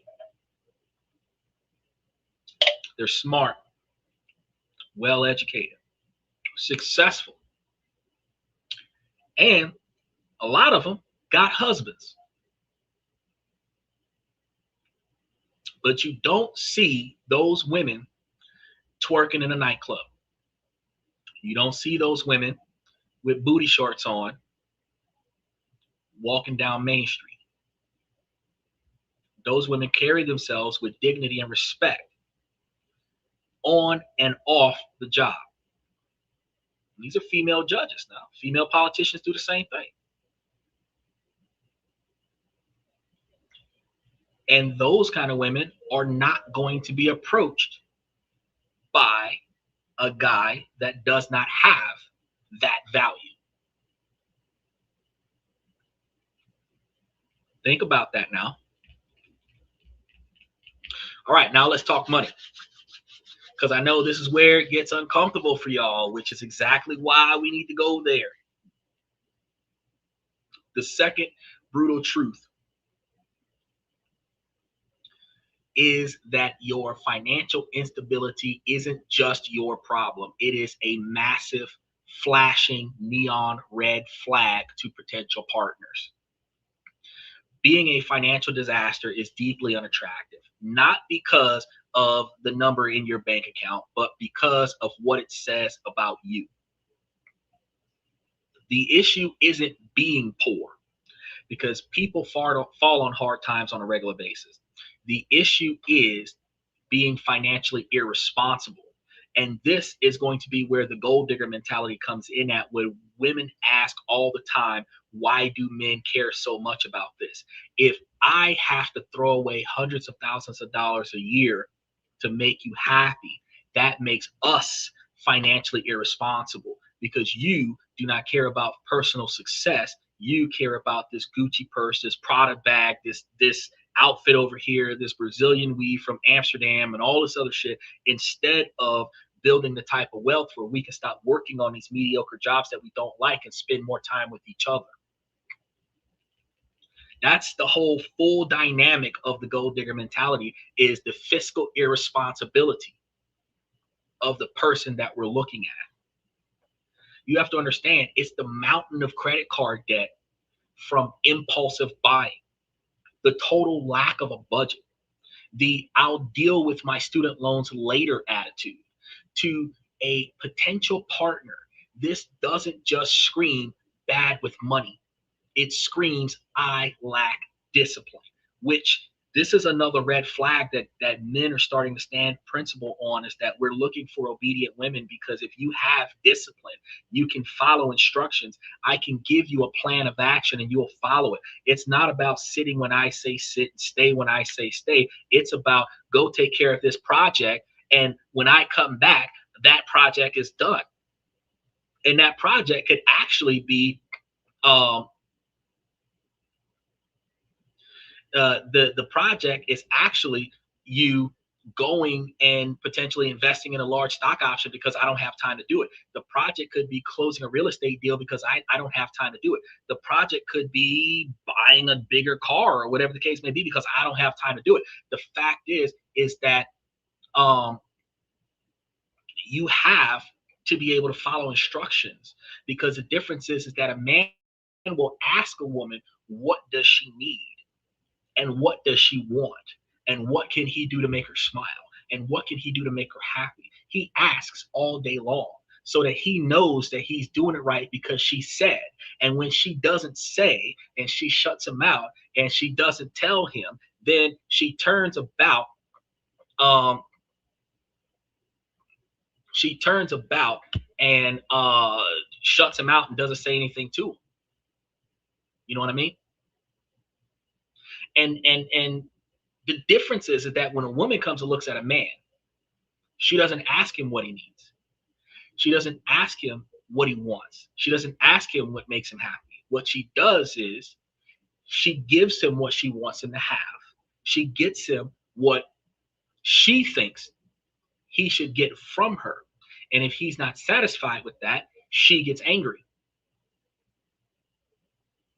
But you understand that since you don't ask what he needs and what he wants, he has to tell you what he needs and what he wants. Now, the other side of disobedience is that, if you put more effort into doing a census to make sure that everything's under control, instead of you taking his instructions to you as dictatorship, you could actually inquire and ask him of what he needs and what he wants and how does he expect that to get done. And then he can answer your questions, and then you can take the information more respectfully instead of you just ignoring the fact that there's stuff that he needs and wants that's not getting done. And then he has to tell you, babe, go do this, go do that, go take this over here. Because a leader is not going to ask you for permission to tell you that the ship is sinking, go plug that fucking hole. The captain is going to tell you the ship is sinking, go plug the hole. And you're either going to do it or you're not.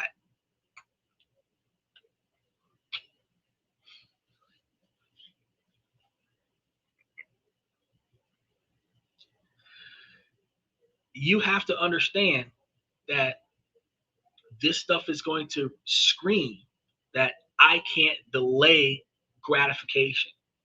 I'm not ready for a grown-up partnership. That's what this is going to scream. Think of it this way. A relationship is a joint venture, like building a house together. You're co-investing in a shared future. If you show up to the construction site with no tools, no skills, and a history of abandoning the projects, why would a serious builder want a partner with you? Your financial chaos is a cracked foundation, and a smart person knows that building a life on a cracked foundation is a recipe for a collapse. Financial stress is one of the leading causes of breakups and divorces. It seeps into every corner of the relationship. When you bring financial chaos into a partnership, you're not just bringing your own stress, you are infecting your partner with your stress. It leads to more fights. It leads to less intimacy, because when you are pissed off at each other, when you're resenting each other, you do not have the same attraction to one another. When you're harboring that resentment towards the stuff that you've seen, heard, and whatever they did, you start projecting that lack of desire to be intimate with them, which will deflect them from you and cause them to resent the fact that you're rejecting their emotional advances, which is going to lead to them resenting you. And then you're going to resent them because they're resenting you. And that's going to keep going back and forth until y'all just break up. And it's going to lead to more fights. And it's going to lead to a breakdown in communication, because when that resentment starts to build, your partner, who may have worked hard for their stability, now feel like they're constantly bailing water out of a boat that you keep drilling holes in. And no healthy adult wants to be a financial partner to their romantic partner. No woman wants to take care of a man. And men are not wanting to be a stimulus check to a woman. The solution isn't to get rich overnight. It's to show that you're taking ownership of your financial life. It's about proving to yourself first that you are a responsible person. It is about signaling maturity, foresight, and trustworthiness. And this foresight is a huge thing with women. Ladies, if you don't have a 20-year plan, you're fucking up. And if the man you're talking to, no matter how much money he's willing to spend on you, doesn't have a 20-year plan, he's fucking up. If you don't know where you want to be at in 20 years and is effectively putting forth the steps to get there, you are not ready for a relationship. If he doesn't have a 20-year plan and is putting forth his steps to get there, he is not ready for a relationship. If you're living in the here and now and not preparing yourselves for later, look, 30, 40 years old, we getting too old for this shit. 50 years old, we're getting too old for this shit. Eventually, we got to stop. And if we're not building a retirement, a nest egg, it's not just the 401ks and the Roth IRAs. We have to have enough money to cover the next 30, 40, 50 more years of our life where we don't have to clock in every day. And if we're not setting that up for ourselves, we're failing ourselves. And that makes us a financial burden if we get into a relationship with someone else. Because the day that I can't work anymore is the day that I start costing my relationship money. The day that you can't work anymore is the day that you start costing your relationship money. You go from being an asset to a liability. So if you're not building the type of future through your foresight so that your financial contributions are covered in the absence of your employment, where now you have more time to put effort into your relationship. If you're not doing that, you are not building the right future that a partner can come into and add to that. Because if all you can do is build $250,000 by yourself and your partner can come in and build another $250,000 by theirself, y'all got $500,000. And $500,000 at 15% is well over $30,000, $35,000, $40,000 a year of dividends. And you think that's not enough money. But if your house is paid off, if you can leverage that $500,000 to go and buy your stuff, you can buy a brand new house, you can buy yourself a car, and then have the stock option pay the loan back, and you're not paying for nothing. Cars paid for, rent, light, gas, and water's paid for, phone bills paid for. You own everything. The only reason why you think you need $100,000 a year is because you're still renting shit. You're still buying shit by paying notes on mortgages and paying notes on cars and paying notes on subscriptions. And if everything is paid off, bought in full, what the fuck are you paying for? A lot of the times the property taxes is $5,000 a year or less. In some places, you might find the property tax is $750 a year. That's less than $50 a month. You throw that on top of basic bills, you might be spending $1,000 a month, which is a $12,000 a year standard of living for one person, probably an $18,000 a year standard of living for two people, because you own everything. So if you're getting 30 grand, that means that you got an extra 10 to 20 grand to travel the world with every year because you own everything. That is the type of 20-year plan that y'all don't think about, ladies. The man is supposed to piece all that shit together. But if you piece that together for yourself, then you can find the kind of man that's got the capabilities to match that and make that happen faster. So now your 20-year plan turns into a 10-year plan. That's the kind of man you're looking for. You're not looking for a man that's going to take you out tonight and steak and lobster tomorrow and dinner and a movie over here and yacht party over there. You're looking for a kind of man that's like, oh shit, she's got her shit together. Let me throw money towards that so that we can get that done sooner. Because outside of him laying his life down on the line for you, the only thing that a man is showing up in your relationship with is to provide financial resource. So if you, the ladies that think that they're 40 and they already know what they want, if you're putting your effort to that and y'all want the same thing, now you got a partner.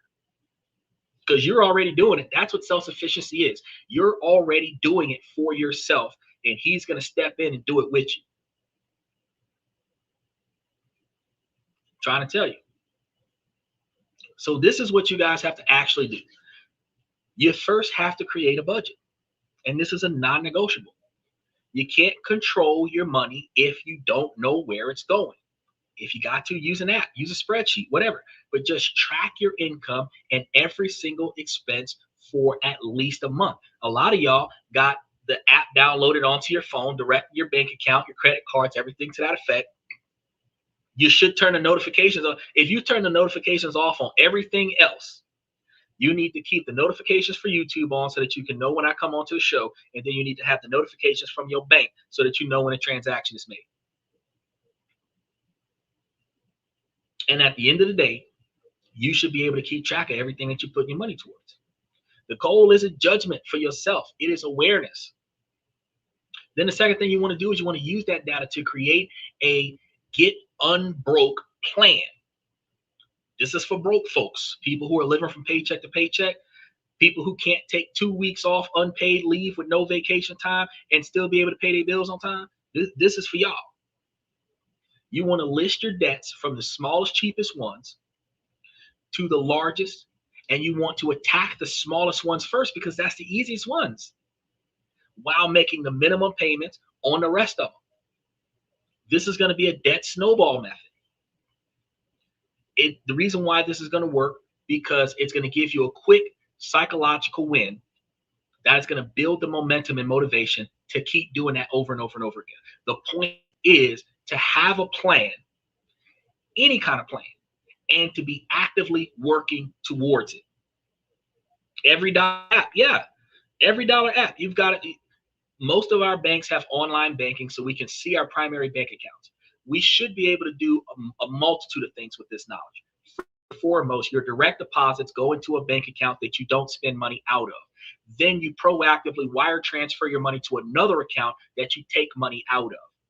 You're going to wire transfer money to a savings account that you're not going to mess with in case of an emergency. You're going to wire transfer money to an account that is going to build up your brokerage accounts.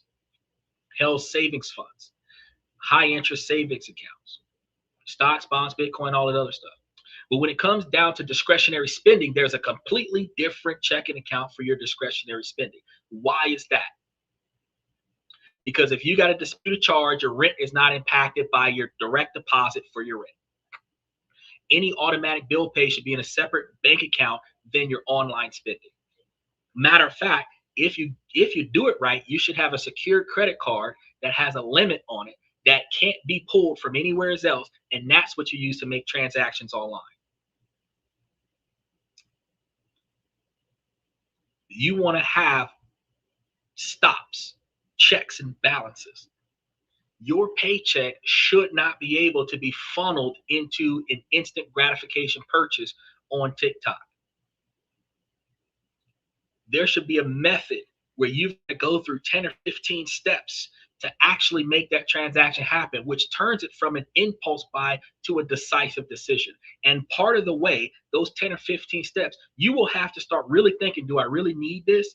And it will discourage you from actually buying it. Shit, one of the things I do is I put shit into a cart and then I wait 6 months. And if I'm still looking at it, I might buy it. But if when I get ready to think about buying it, I think about the next 6 weeks of stuff that I might have to pay for. And if I don't have enough money to cover the spread and I can't find value in that item, I'm still not buying it. There's stuff that I've got in a shopping cart from 2 years ago that I just look at and be like, damn, I was looking at that way back when.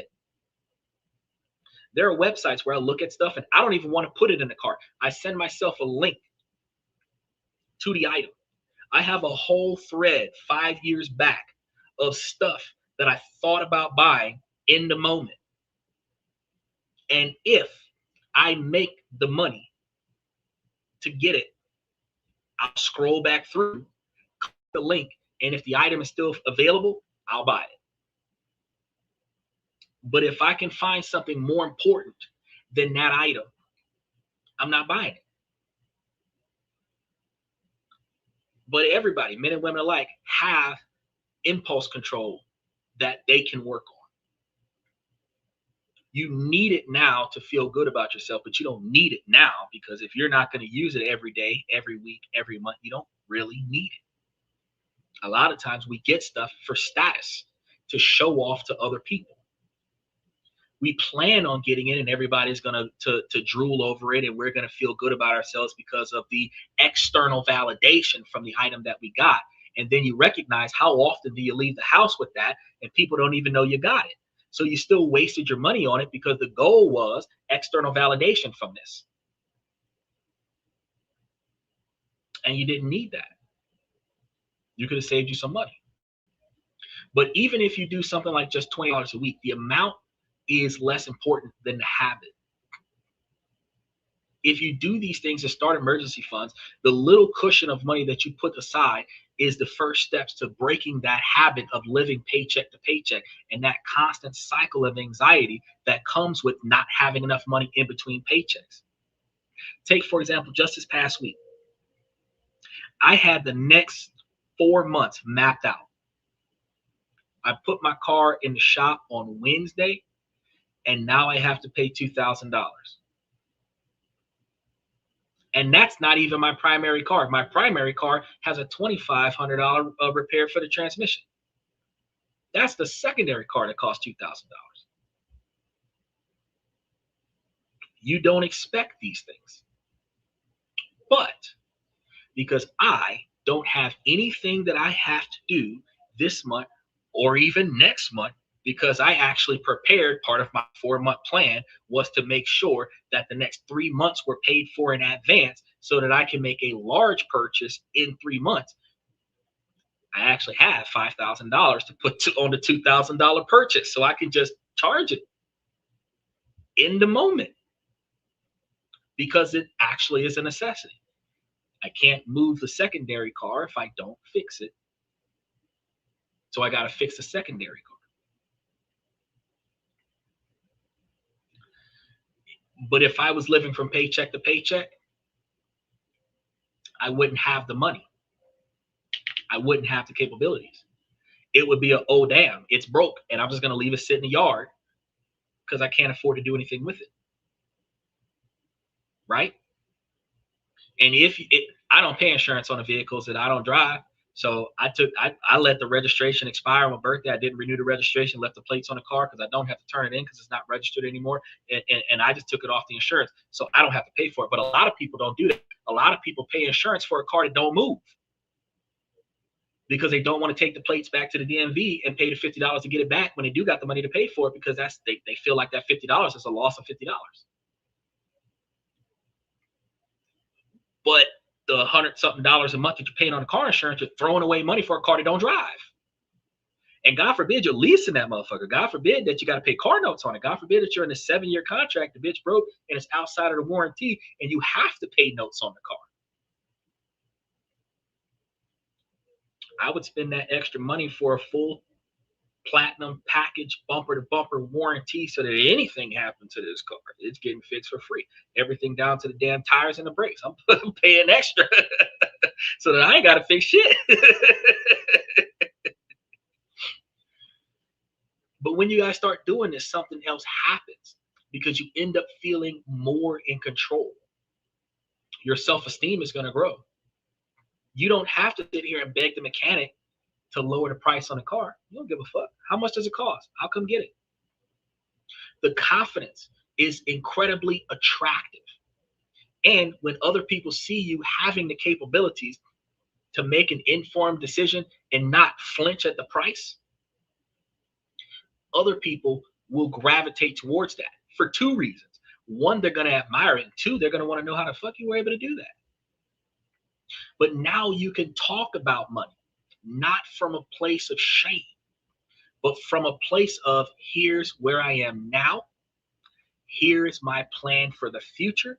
And this is something that I am committed to. So, Claudia, your capability to move to another state could start with you finding out how much it costs to fly there, how much it would cost to pack up all your shit and move it there, find out what the standard of living there is, find out what kind of employment that you qualify for that's available over there, or actually start trying to get you a job online where you can start doing the work from home. That way, when you do make the move, you don't even have to look for a new job. You can transition right now into working online remotely. And then if you decide to move, you're just moving on your day off. And if they're paying you the same amount of money that will cover your Phoenix standard of living, and you end up in like Tennessee with $10,000 or $15,000 a year less, and you're still making the same amount of money, you got more discretionary spending. And I done already told y'all, if you're putting between $10,000 and $40,000 a year into high interest savings, that you're going to have anywhere between $100,000 and $500,000 in 10 years, and anywhere between $250,000 and $2.5 million in 20 years, where your standard living should be covered inside of the first 10 to 12 years of your savings. And the remainder of that is doubling your standard of living, so that when your 20-year plan is over, not only do you not have to work anymore, you can take half of the money that you're getting from dividends and reinvest it back into the principal to increase the principal while you live off of your investment opportunity, which offsets inflation and taxation. Yeah. But then that transparency from your capabilities of being able to communicate with other people and the responsibility that is observed from other people tells a partner that you're not looking for a financial bailout. And that's going to be attractive for a man. But fellas, if you're doing this, you're showing women that you're capable of handling this on your own, and you are looking for a teammate that is going to do this with you and make it better. The third brutal truth is that your emotional house is a mess. You're carrying unresolved baggage from your past, Claudia. Your old relationships, childhood past traumas, all of this stuff, you're letting sabotage your current present lifestyle. You're dating from an unhealed wound. And every new person that you meet is either a potential threat or a potential medic for that wound. This shows up in hundreds of different ways. It's stalking your ex's new partner on social media, whether they know it or not, keeping the wound fresh. It's having a short fuse and getting wildly angry over small misunderstandings because it triggers a deep fear of abandonment. Complex PTSD is the ability to self-traumatize yourself, re-traumatize yourself after the trauma because you're so used to the trauma. It really is what it is. PTSD is post-traumatic stress disorder, and complex PTSD is re-traumatizing yourself and developing more post-traumatic stress from the trauma you caused on yourself. That's why it's complex. And that's one of the reasons why you have to detach yourself from it, because you cannot heal from past trauma until you remove yourself from the trauma. And this type of behavior is going to start developing a constant neediness for reassurance because you have a core belief that you aren't good enough, when in fact you perfectly are. It's repeating the same toxic relationship over and over and over again, just with different faces. And when you haven't processed your past traumas, you aren't truly present in your current relationship. You're interacting with new people through a distorted filter of old pain. And when you operate from an unhealed wound, you can't build a healthy connection with a new person. You can't build a healthy connection with your children. You can build a connection with your children, but your children can tell how your behavior changes when dad shows up. And not knowing what's going on, they're going to assume that's how people who love each other are supposed to behave.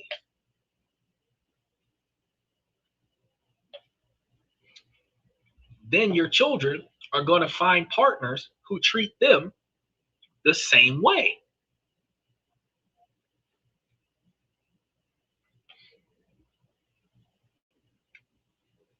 Because your actions are driven by fear, you have to recognize your actions are not driven by love. Your interactions are also going to not be driven by love. And you might become a people pleaser in a lot of situations, terrified of conflict, abandoning your own needs just to avoid being left. And situations like I do it for the kids is you abandoning your own values, your own needs to avoid being fully alone. When what you really need is to be fully alone, because that is how you heal, by yourself, not in a collective of misery. You might become hypervigilant because you're not doing anything about this. And you're always looking for signs of betrayal in someone else, of pushing people away before they can hurt you, which could cause you to tell your kids to leave you alone because you're tired, your head hurt, your back hurt, you don't feel good, because emotional pain is reflected in the human body through physical pain. Mommy's not feeling good right now, go play. Mommy's upset right now, go play. Mommy's stressed out right now, go play. Go find something to do. And each one of those is happening when a child is saying, Mommy, give me attention. I can't deal with you right now. Get attention from somewhere else. That's what that is. We don't think about that as parents, but that is rejecting the child's affections accidentally. Hello, Clips. Mr. Clips. Almost like Charlie Clips. Now, you're going to end up unconsciously testing your partner, asking things like, are you going to abandon me too? It's an exhausting and unstable way to build a relationship, because that forces, especially with men, that's going to force a man to continuously provide you with reassurance that he loves you, he cares for you, he's not going anywhere. But if you keep accusing him of leaving you, of cheating on you, of abandoning the relationship, he's going to get tired of being condemned for doing something that he's not doing, and he's going to effectively start doing it. If I have already been convicted of murder and I've already done the time, then I might as well commit the crime. because you can't convict me twice for the same thing. If you accuse me for killing somebody who ain't dead, I might as well have gone ahead and done it, because I mean, I didn't already serve my time for it. And that's how men are going to behave in a relationship. If you accuse an honest man who is not cheating on you of cheating, you're convincing him that he should be cheating. If you do not trust him, you shouldn't be in a relationship with him. If you're looking through his details, if you're going through his social media accounts, if you're scrolling through the internet, if you're going through his text messages, looking at all of his photos and trying to find proof that he's cheating, you should just break up with him. Because if you're looking for evidence to validate the fact that you want to leave, you have to think to yourself that why are you even looking for this shit? Oh, I was bored and I was scrolling and I found. You wasn't bored. You wanted a reason. And when you found it, you didn't know how to act. We got a lot of women that come to the show. Oh, how do I deal with this? I found this on his phone. I wasn't really looking for it. I was just scrolling through his messages. As soon as you started scrolling through his messages, you were looking for trouble. As soon as you slide into his DMs, you're looking for trouble. If you ain't want no trouble, you wouldn't have been looking for that. That's just like me pulling over a cop. I'm asking for trouble. That's like me starting an argument with an ICE agent. I'm asking for trouble. Going through your man's history, going through your man's personal bit, because he shouldn't be going through yours. If y'all can't trust each other, what y'all doing together? This is an exhausting and unstable way to build a relationship.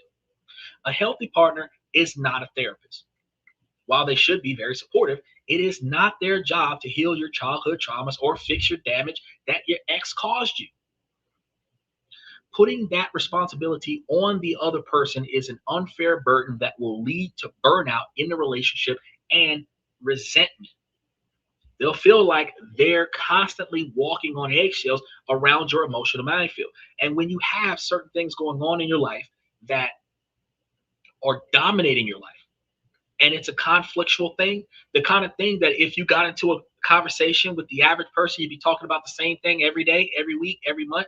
It's a slow progressing thing, like you've got kids, custody court. If that's the only thing you could talk about because it dominates your life, you're not capable of handling anything else right now.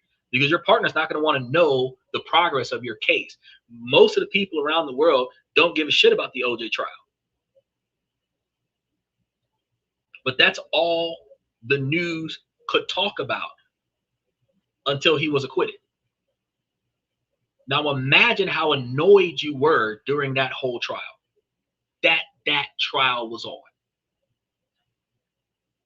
If you were in a relationship where that trial was the only thing that y'all could talk about every day for the number of years that went on, you would get out of that relationship.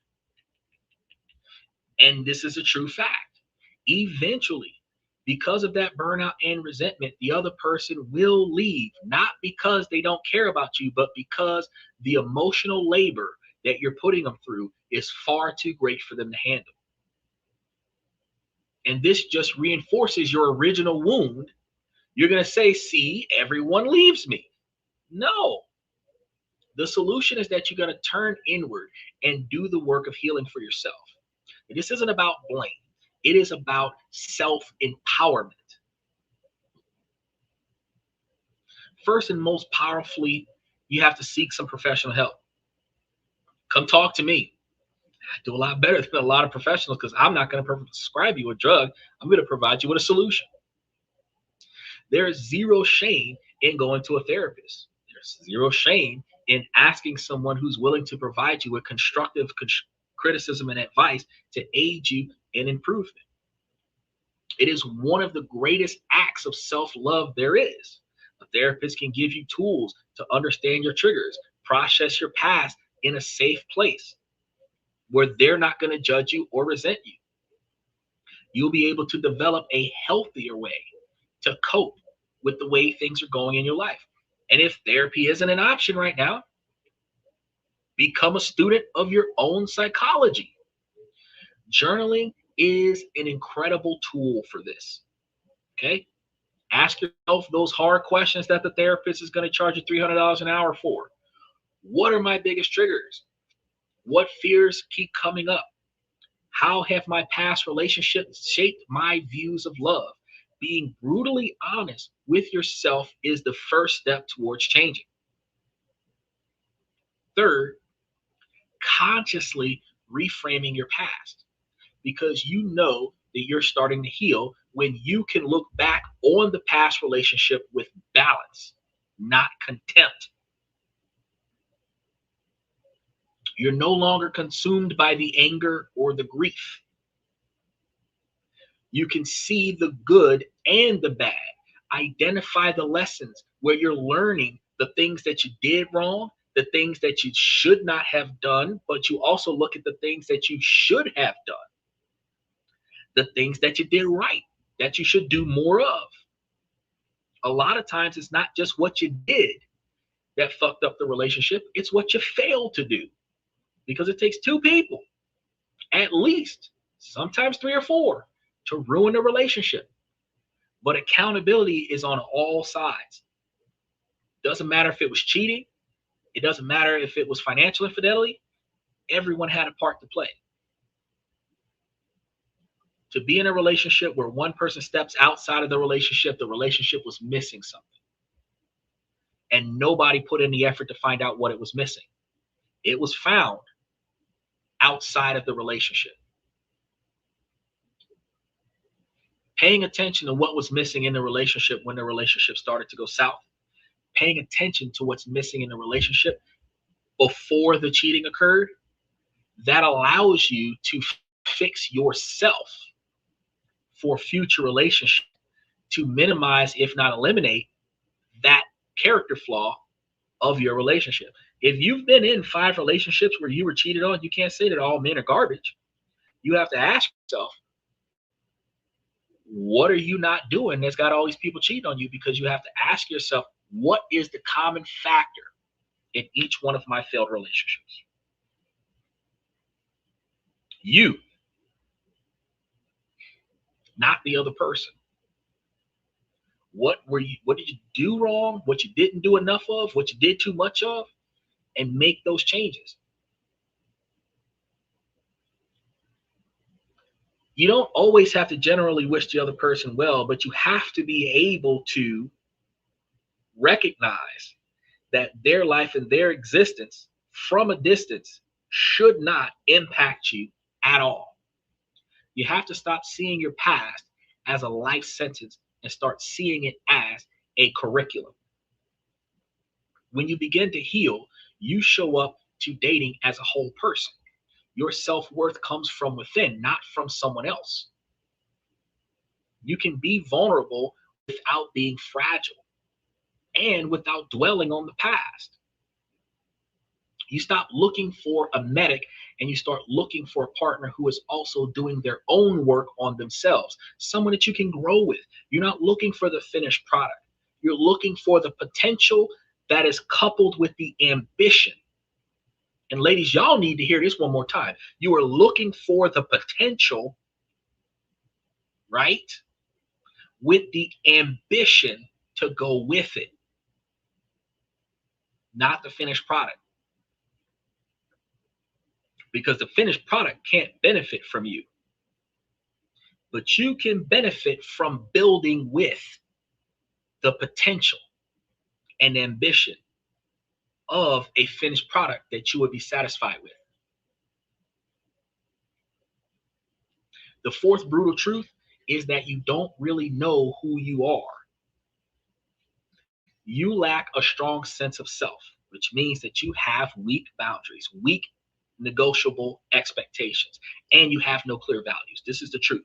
You become a chameleon, changing your colors, your opinions, your personality to match whoever you're with, hoping that if you're just agreeable enough, you'll finally be chosen by somebody. Fellas, this doesn't work for us. This comes from a deep fear of rejection because we get rejected a lot. We get rejected. For every one yes a woman says, a man hears 500 no's. This is truth. And for every one yes a woman hears, she has said no 499 times.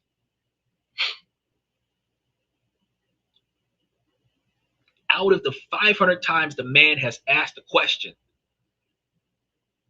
the woman hasn't asked a question. So we have a deep-seated fear of rejection. It's true. We do. As men, we have a deep-seated fear of rejection. But we don't just have a fear of rejection in silence and in private, because in modern 2025 society, women don't just reject the man. They project the rejection of the man to the local environment. She gets loud with the rejection. She gets boastful with the rejection. Instead of just a simple, like, body language kind of thing, she advocates in a fashion where if she's in a crowd with her homegirls, everyone's laughing at you now. So your advancement becomes a public spectacle. This is a deep-seated fear of rejection. And you're going to believe that if you show your true self to the other person, that your real opinions, your non-negotiable needs, and your quirks and your interests will be seen as too much or not enough. And you'll be shut down and dismissed. So you hide it. On a date, you agree with everything. And ladies, y'all know men do this. Y'all want a man that can plan a date, but he can't have an opinion. So he's going to ask you what you want to do, and he's going to do that because he knows that you're not going to get pissed off because it was your idea. You want a man that's decisive, but a man that's decisive tells you what he's going to do, not ask you for permission to do things, which means that you're going to do it with him or not. Women that don't want to be told what we're going to do are going to have conflicts of interest with that, because you want him to choose, but after he chooses, he still has to get permission from you to execute. You're going to find yourself in a situation where you're going to be pretending to love hiking when you'd rather read a book inside or play video games. You're going to say that you're open to something casual when you desperately want commitment. Now you're in the friend zone, friends with benefits, all because you're afraid of scaring off the other person. You become a mirror reflecting what you think the other person wants to see from you, not who you really are. Now, the consequences of this is very catastrophic for your self-esteem, because when you are a chameleon, you are walking as an invitation to be taken advantage of. You attract people who will happily steamroll your non-existing expectations. You end up in one-sided relationships or in those situationships because you were too afraid to say that you actually wanted more. This constant self-betrayal builds a deep resentment inside of yourself. You're going to get angry at your partner for not meeting your needs when you never communicated your needs. You feel invisible, but the truth is you made yourself invisible. You can't be mad at someone else for crossing a boundary that you never set. And when you try to set those boundaries months or years into the relationship, when the first few months or years into the relationship you let that pass, it's hard to break habits. And it's a trap. If they fall for the character that you're playing, you live in a constant fear of being exposed. Because if they reject that character, it hurts just as much, even though it wasn't the real you. And then you have this other issue, because if you're playing a character that you think that they want, after a few months, after a few years, y'all get comfortable with one another. You start building the confidence that the partner's not going to go anywhere. You stop playing the role. Now your partner recognizes that you've changed and they are not happy with who you are now. You didn't change. You just started showing who you really are. The person they fell for is not the person who you really are, which now forces you to choose. Are you going to stay who you really are, or are you going to go back to putting on a show? Because if you stay who you really are, you're going to lose the partner. And if you go back to putting on a show, you're going to forever be exhausted. The solution is to build a strong sense of self in the beginning. It isn't something that you define. It's not something that you discover along the way. This isn't Blue's Clues. This isn't Where's Waldo. This is something that you're going to build. So the first thing you have to do is you have to define your core values, your non-negotiable expectations for behavior. You want to take out a piece of paper, and what you truly have to document is what matters to you in your life and what you expect in your partner. Is it honesty? Is it monogamy? Is it ambition? Is it family? What are your absolute deal breakers? And you can't flex on this. These are the fundamental pillars of your life. You have to know what you want to be able to ask, and then you have to be able to ask for that. Just like when you ask your kids, what do you want for Christmas? What are you going to ask Santa Claus for Christmas?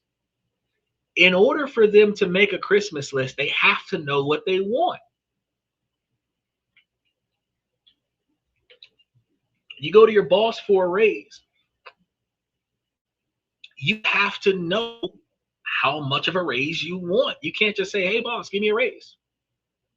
Because they'll give you a raise, 5 cents.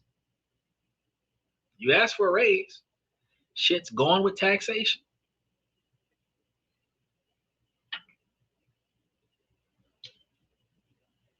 I mean, think about it. In order for you to ask for what you want, you have to know what you want. Now, the second thing you're going to have to do is you have to practice setting small, low stakes expectations.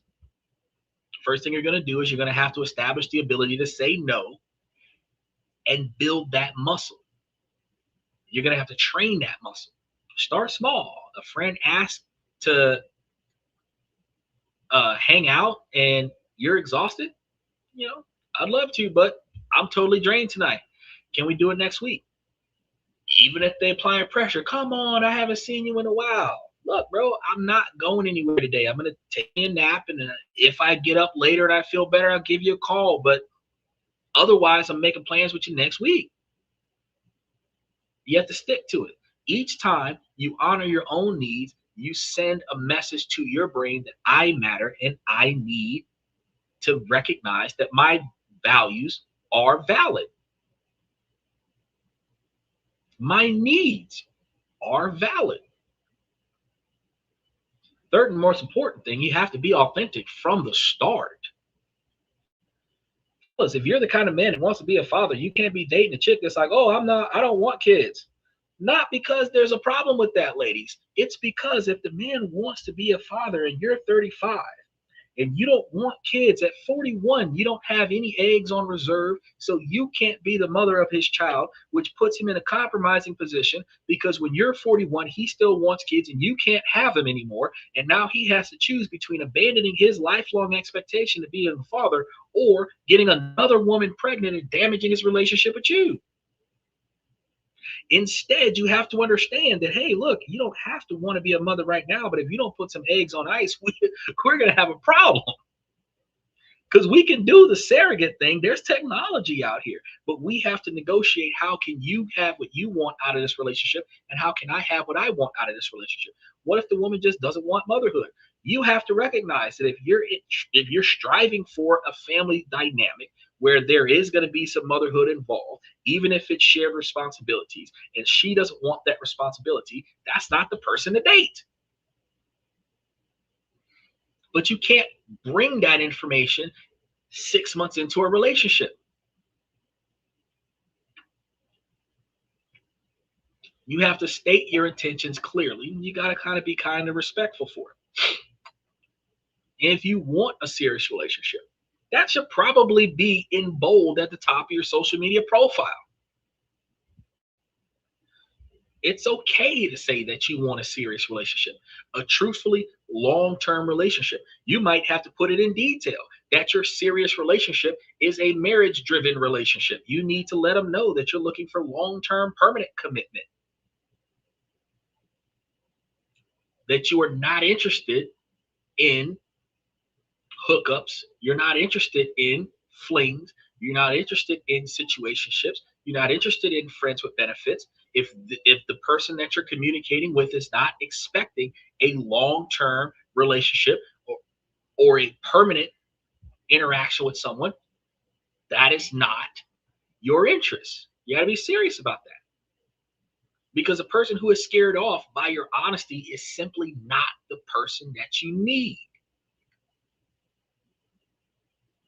You're weeding out the bad people. And you're filtering this for yourself. You have to share your real opinions and your real interests. The same way I let y'all can talk different. We don't have to agree.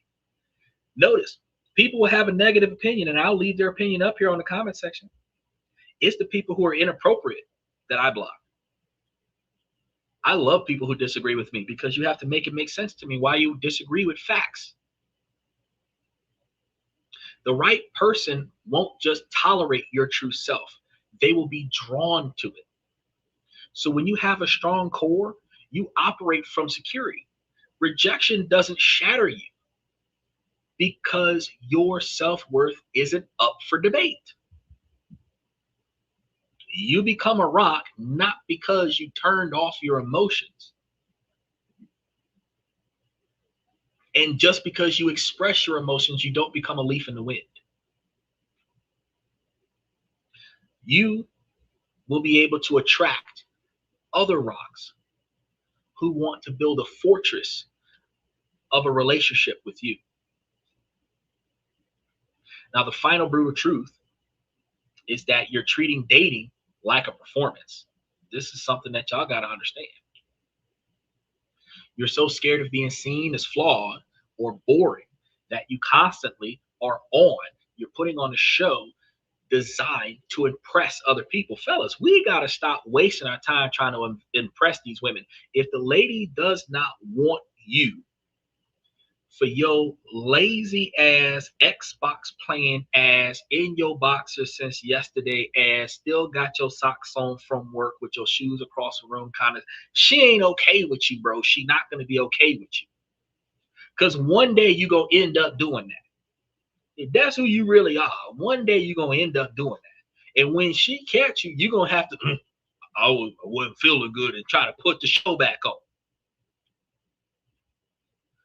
You got to understand, guys, you guys behave like this because you think that to be loved, you have to be perfect. You have to be interesting. You have to be exciting at all times. I'm going to be honest with you. After I get off of this podcast, sometimes I spend a couple of hours doing absolutely nothing.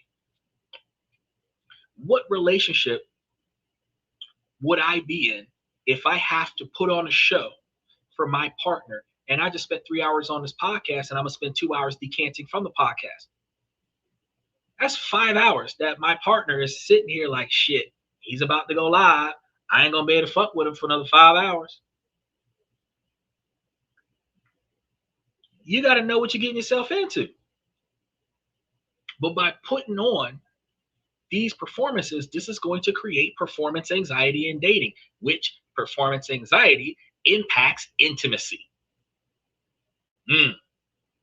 You're going to craft this perfect profile. You're going to be using these awesome profile photos that's going to make your life look like a constant adventure.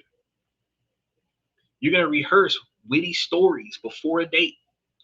During the date, you're not really listening to them. You're just waiting for your turn to deliver your next line and prove how funny or how smart you are.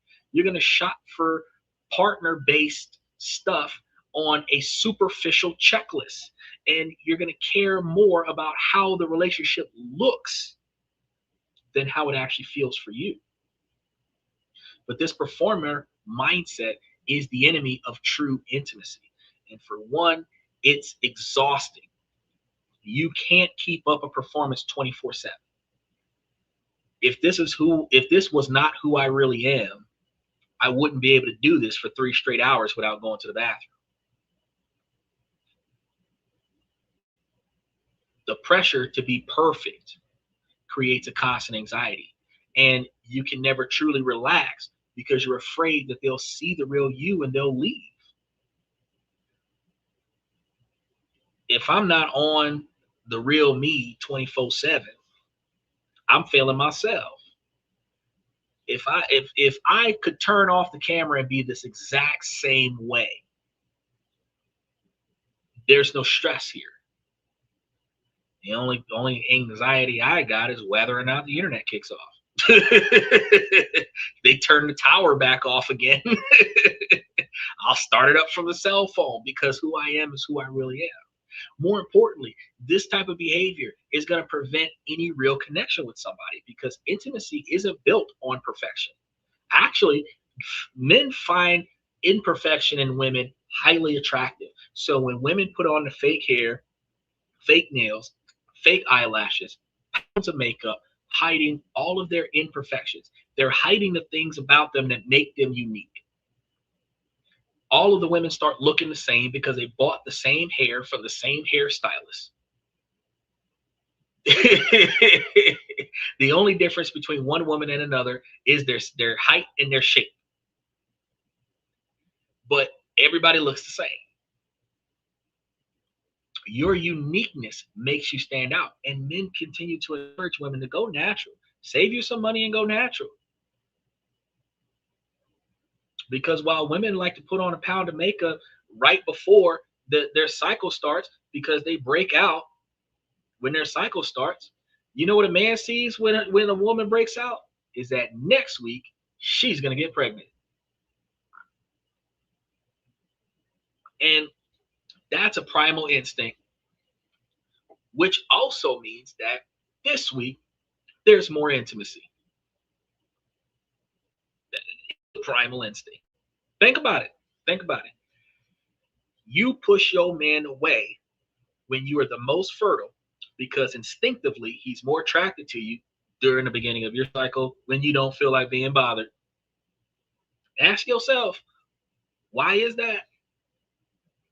It ain't because he's inconsiderate to the fact that your stomach hurt.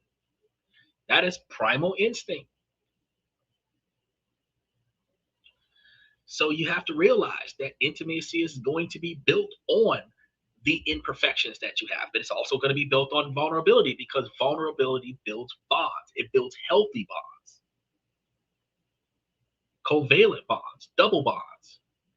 Because if I can trust you with my deepest, darkest secrets, if I can trust you with my insecurities, if I can trust you with my flaws, my weaknesses, and you put in the effort to be the strength to offset that, I can put more effort into being the strength to offset yours. So if I'm weak on my right side, you're going to stand on my right side so that nobody tears us down. Right?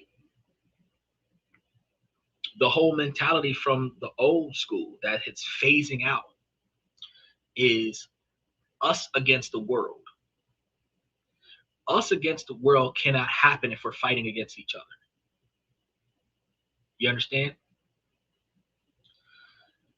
You have to be able to build this level of intimacy in small, unglamorous moments. You have to admit you're having a bad day. Sharing secret fears. Letting your partner see when you're sick. Or just plain be boring. When you're always performing, you're robbing your partner of a chance to love the real you.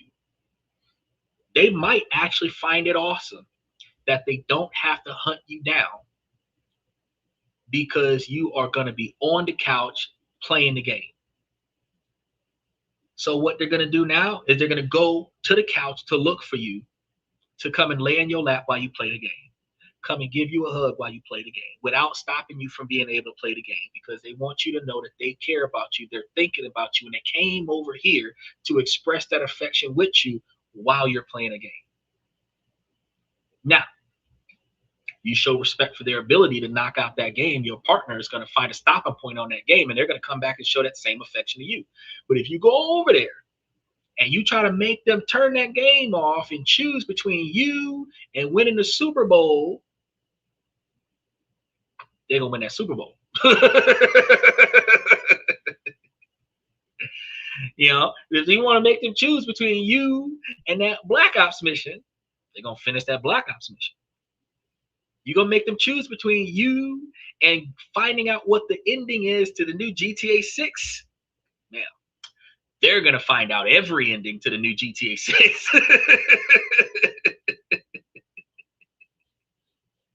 You have to understand, love that depends on a performance isn't real love. It is actually an applause. And applause is fleeting. It's almost like a 100,000 people telling you how attractive you look. After the first 5 or 6, it doesn't matter to you.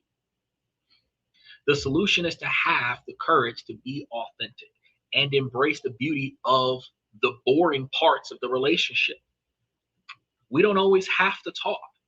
We can pass each other and not have shit to say.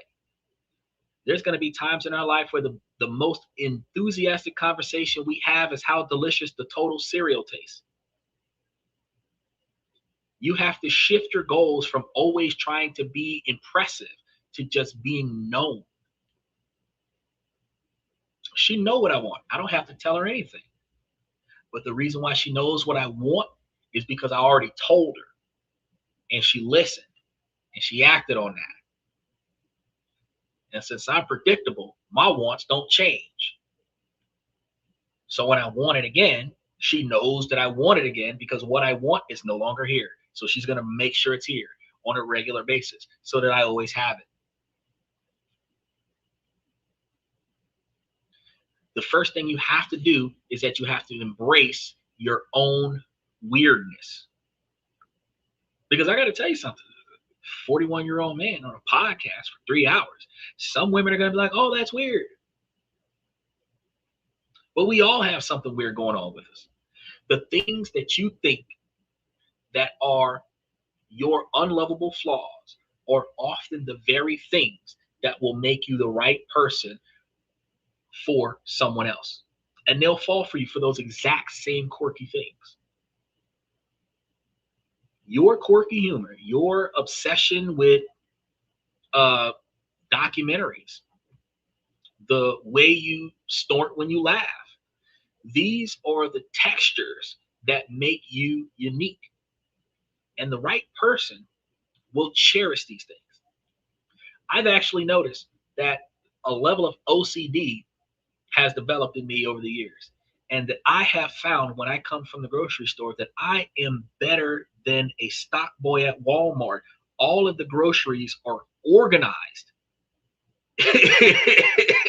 And that is the only thing that I organize in the house is the groceries. And when you look,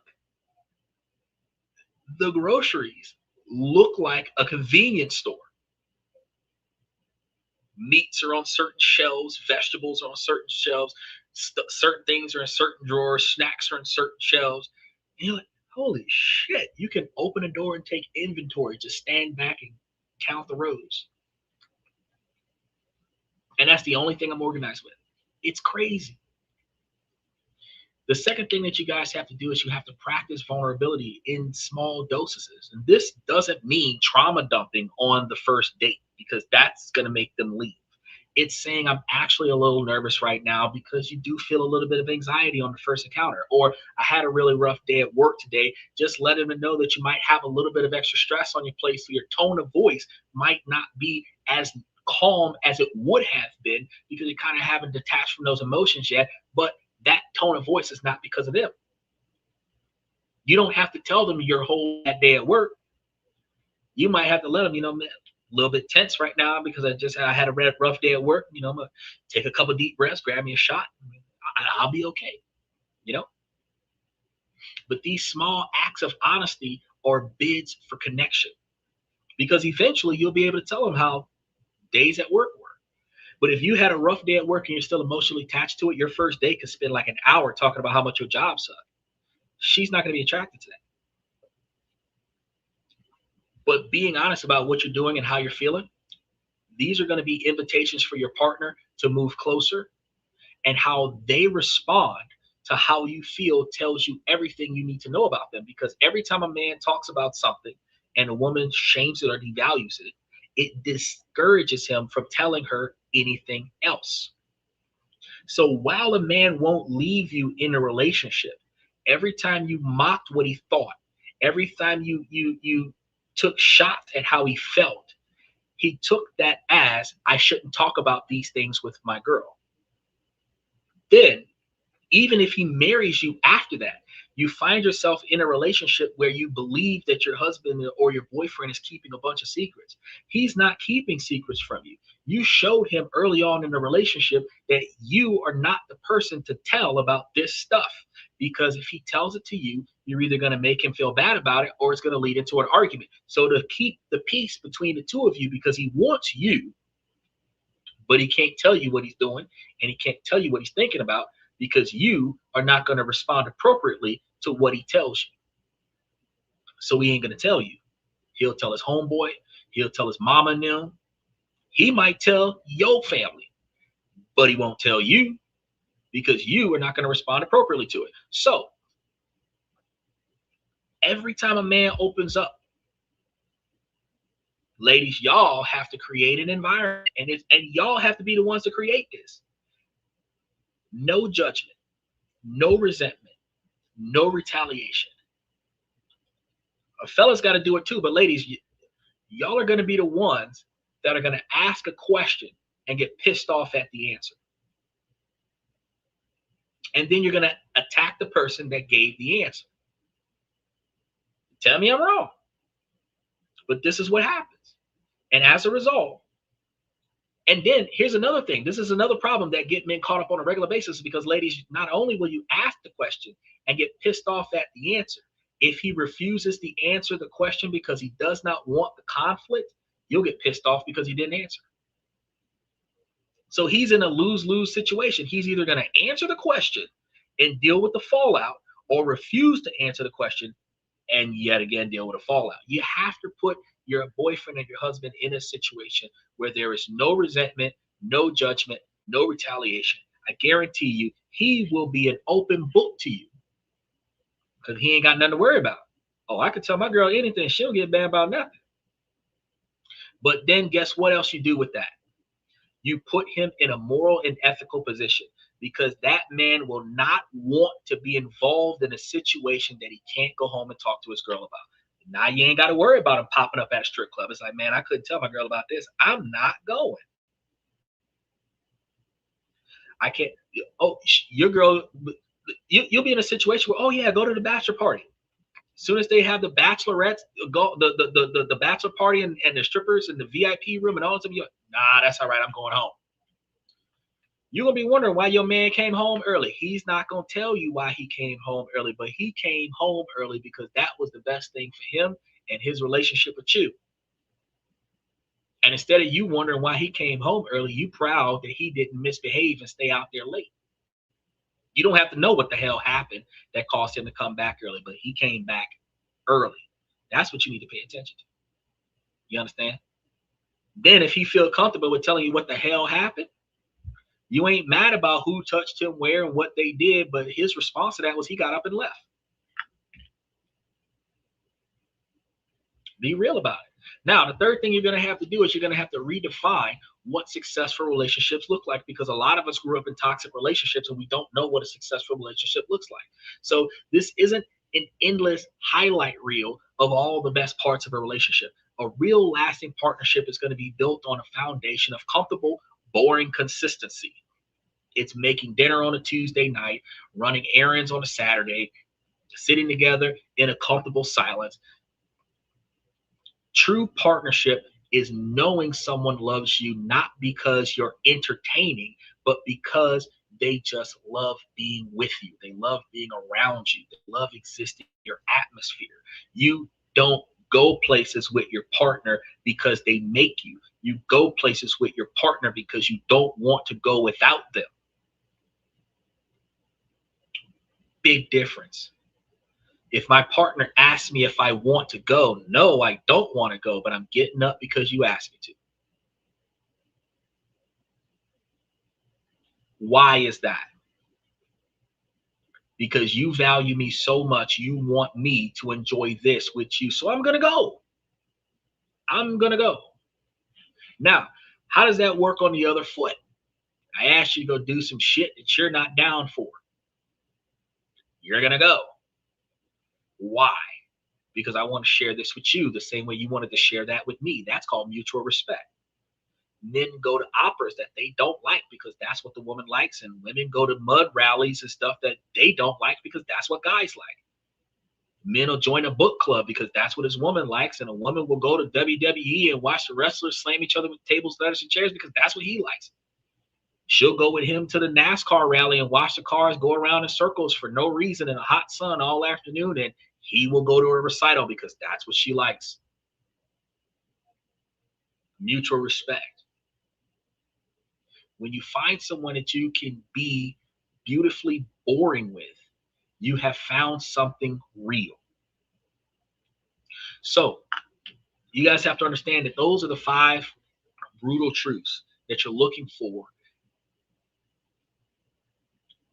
And this is not going to be just a rescue raft. You understand? This isn't going to be your financial chaos that is a red flag. This is going to be your dating from unhealed wounds. This isn't going to be your lack of core self or your performing instead of connecting, because these are all of the things that we connected today. The thread connecting all of these mistakes and the beliefs behind these mistakes is that someone else is the answer to your problems. And the core message here is that your journey is your journey. So finding a healthy partner begins and ends with the relationship that you have established with yourself first and foremost. So the work that you do to build your own emotional financial stability and to heal your past and to embrace your authentic self is to work on that for yourself. And that will attract a great partner. This is not about just fixing yourself to be worthy of love, because you're already worthy of love exactly as you are. This is just about building a life that is so stable and joyful on its own that a relationship becomes an ultimate bonus, not a desperate goal. It's not the missing piece to your puzzle. It is an added bonus. It is an increase. It is the hidden level to the mastery. And it is about becoming so whole that you can enter a partnership as an equal and be ready to build, not just to take from the relationship and benefit from the other person. The power to change your love isn't on a dating app or in the hands of some future person. It is directly involved in you. You already had it this whole time. The whole show, you had it. You just didn't know it, but you found out about it because I told you about it. It's in the small choices that you make every single day. So here's my challenge to you. I want you guys to commit to taking one small step today, one small step tomorrow, and I want you to keep doing it every week. In the comments today, I want you to share which of the 5 areas that you are going to focus on first. Is it creating your first budget? Looking up a therapist that can benefit you? Writing down your non-negotiable expectations? Declaring those expectations in communication with others? By writing it down, you're not just making a commitment to yourself, you're joining a community of people on the same page. I really appreciate you guys for being here throughout the last 3 hours and having that courage to face the truth, because this path isn't easy, but it's the only one that leads to authentic, lasting love that you have deserved your whole life and have fundamentally understood today that you've never found. So with that being said, I want to start off by saying, ladies, as long as the situation doesn't make sense, I'm going to keep asking you ladies to make it make sense. So ladies, please make it make sense. And then, fellas, I give y'all this information to help y'all become higher value men, because if you put in the effort to change the things in your life that you don't like, that you are able to control, then you can navigate around the things that you don't have control over. And ladies, while this is a male-driven podcast from the male's perspective, you too have the capabilities to improve your life by focusing on the things that you need, not the things that you want. Focusing on your future, not your present. Or your past, for that matter. With that being said, I want to thank you guys for coming to This and That. I'm your host, Xander, where we talk about this, that, and everything in between. And I'll see you guys tomorrow night.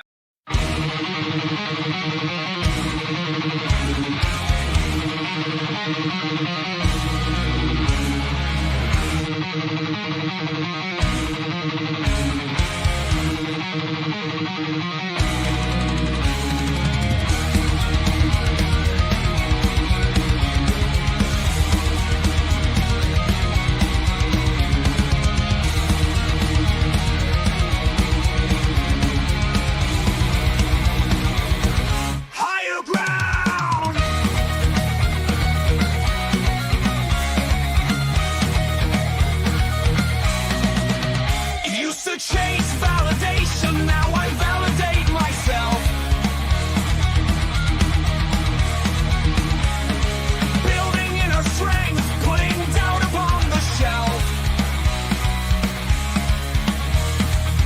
No more unnecessary drama, no more wasted time.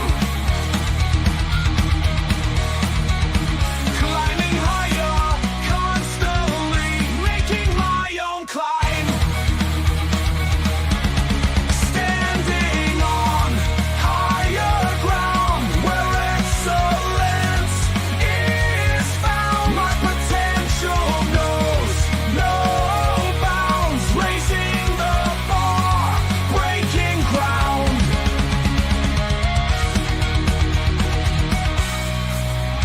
My network is my net worth. Choose your company wise. Surround yourself with eagles, not with sheep in disguise. Every interaction is a reflection of my brand. Quality over quantity, that's my personal command.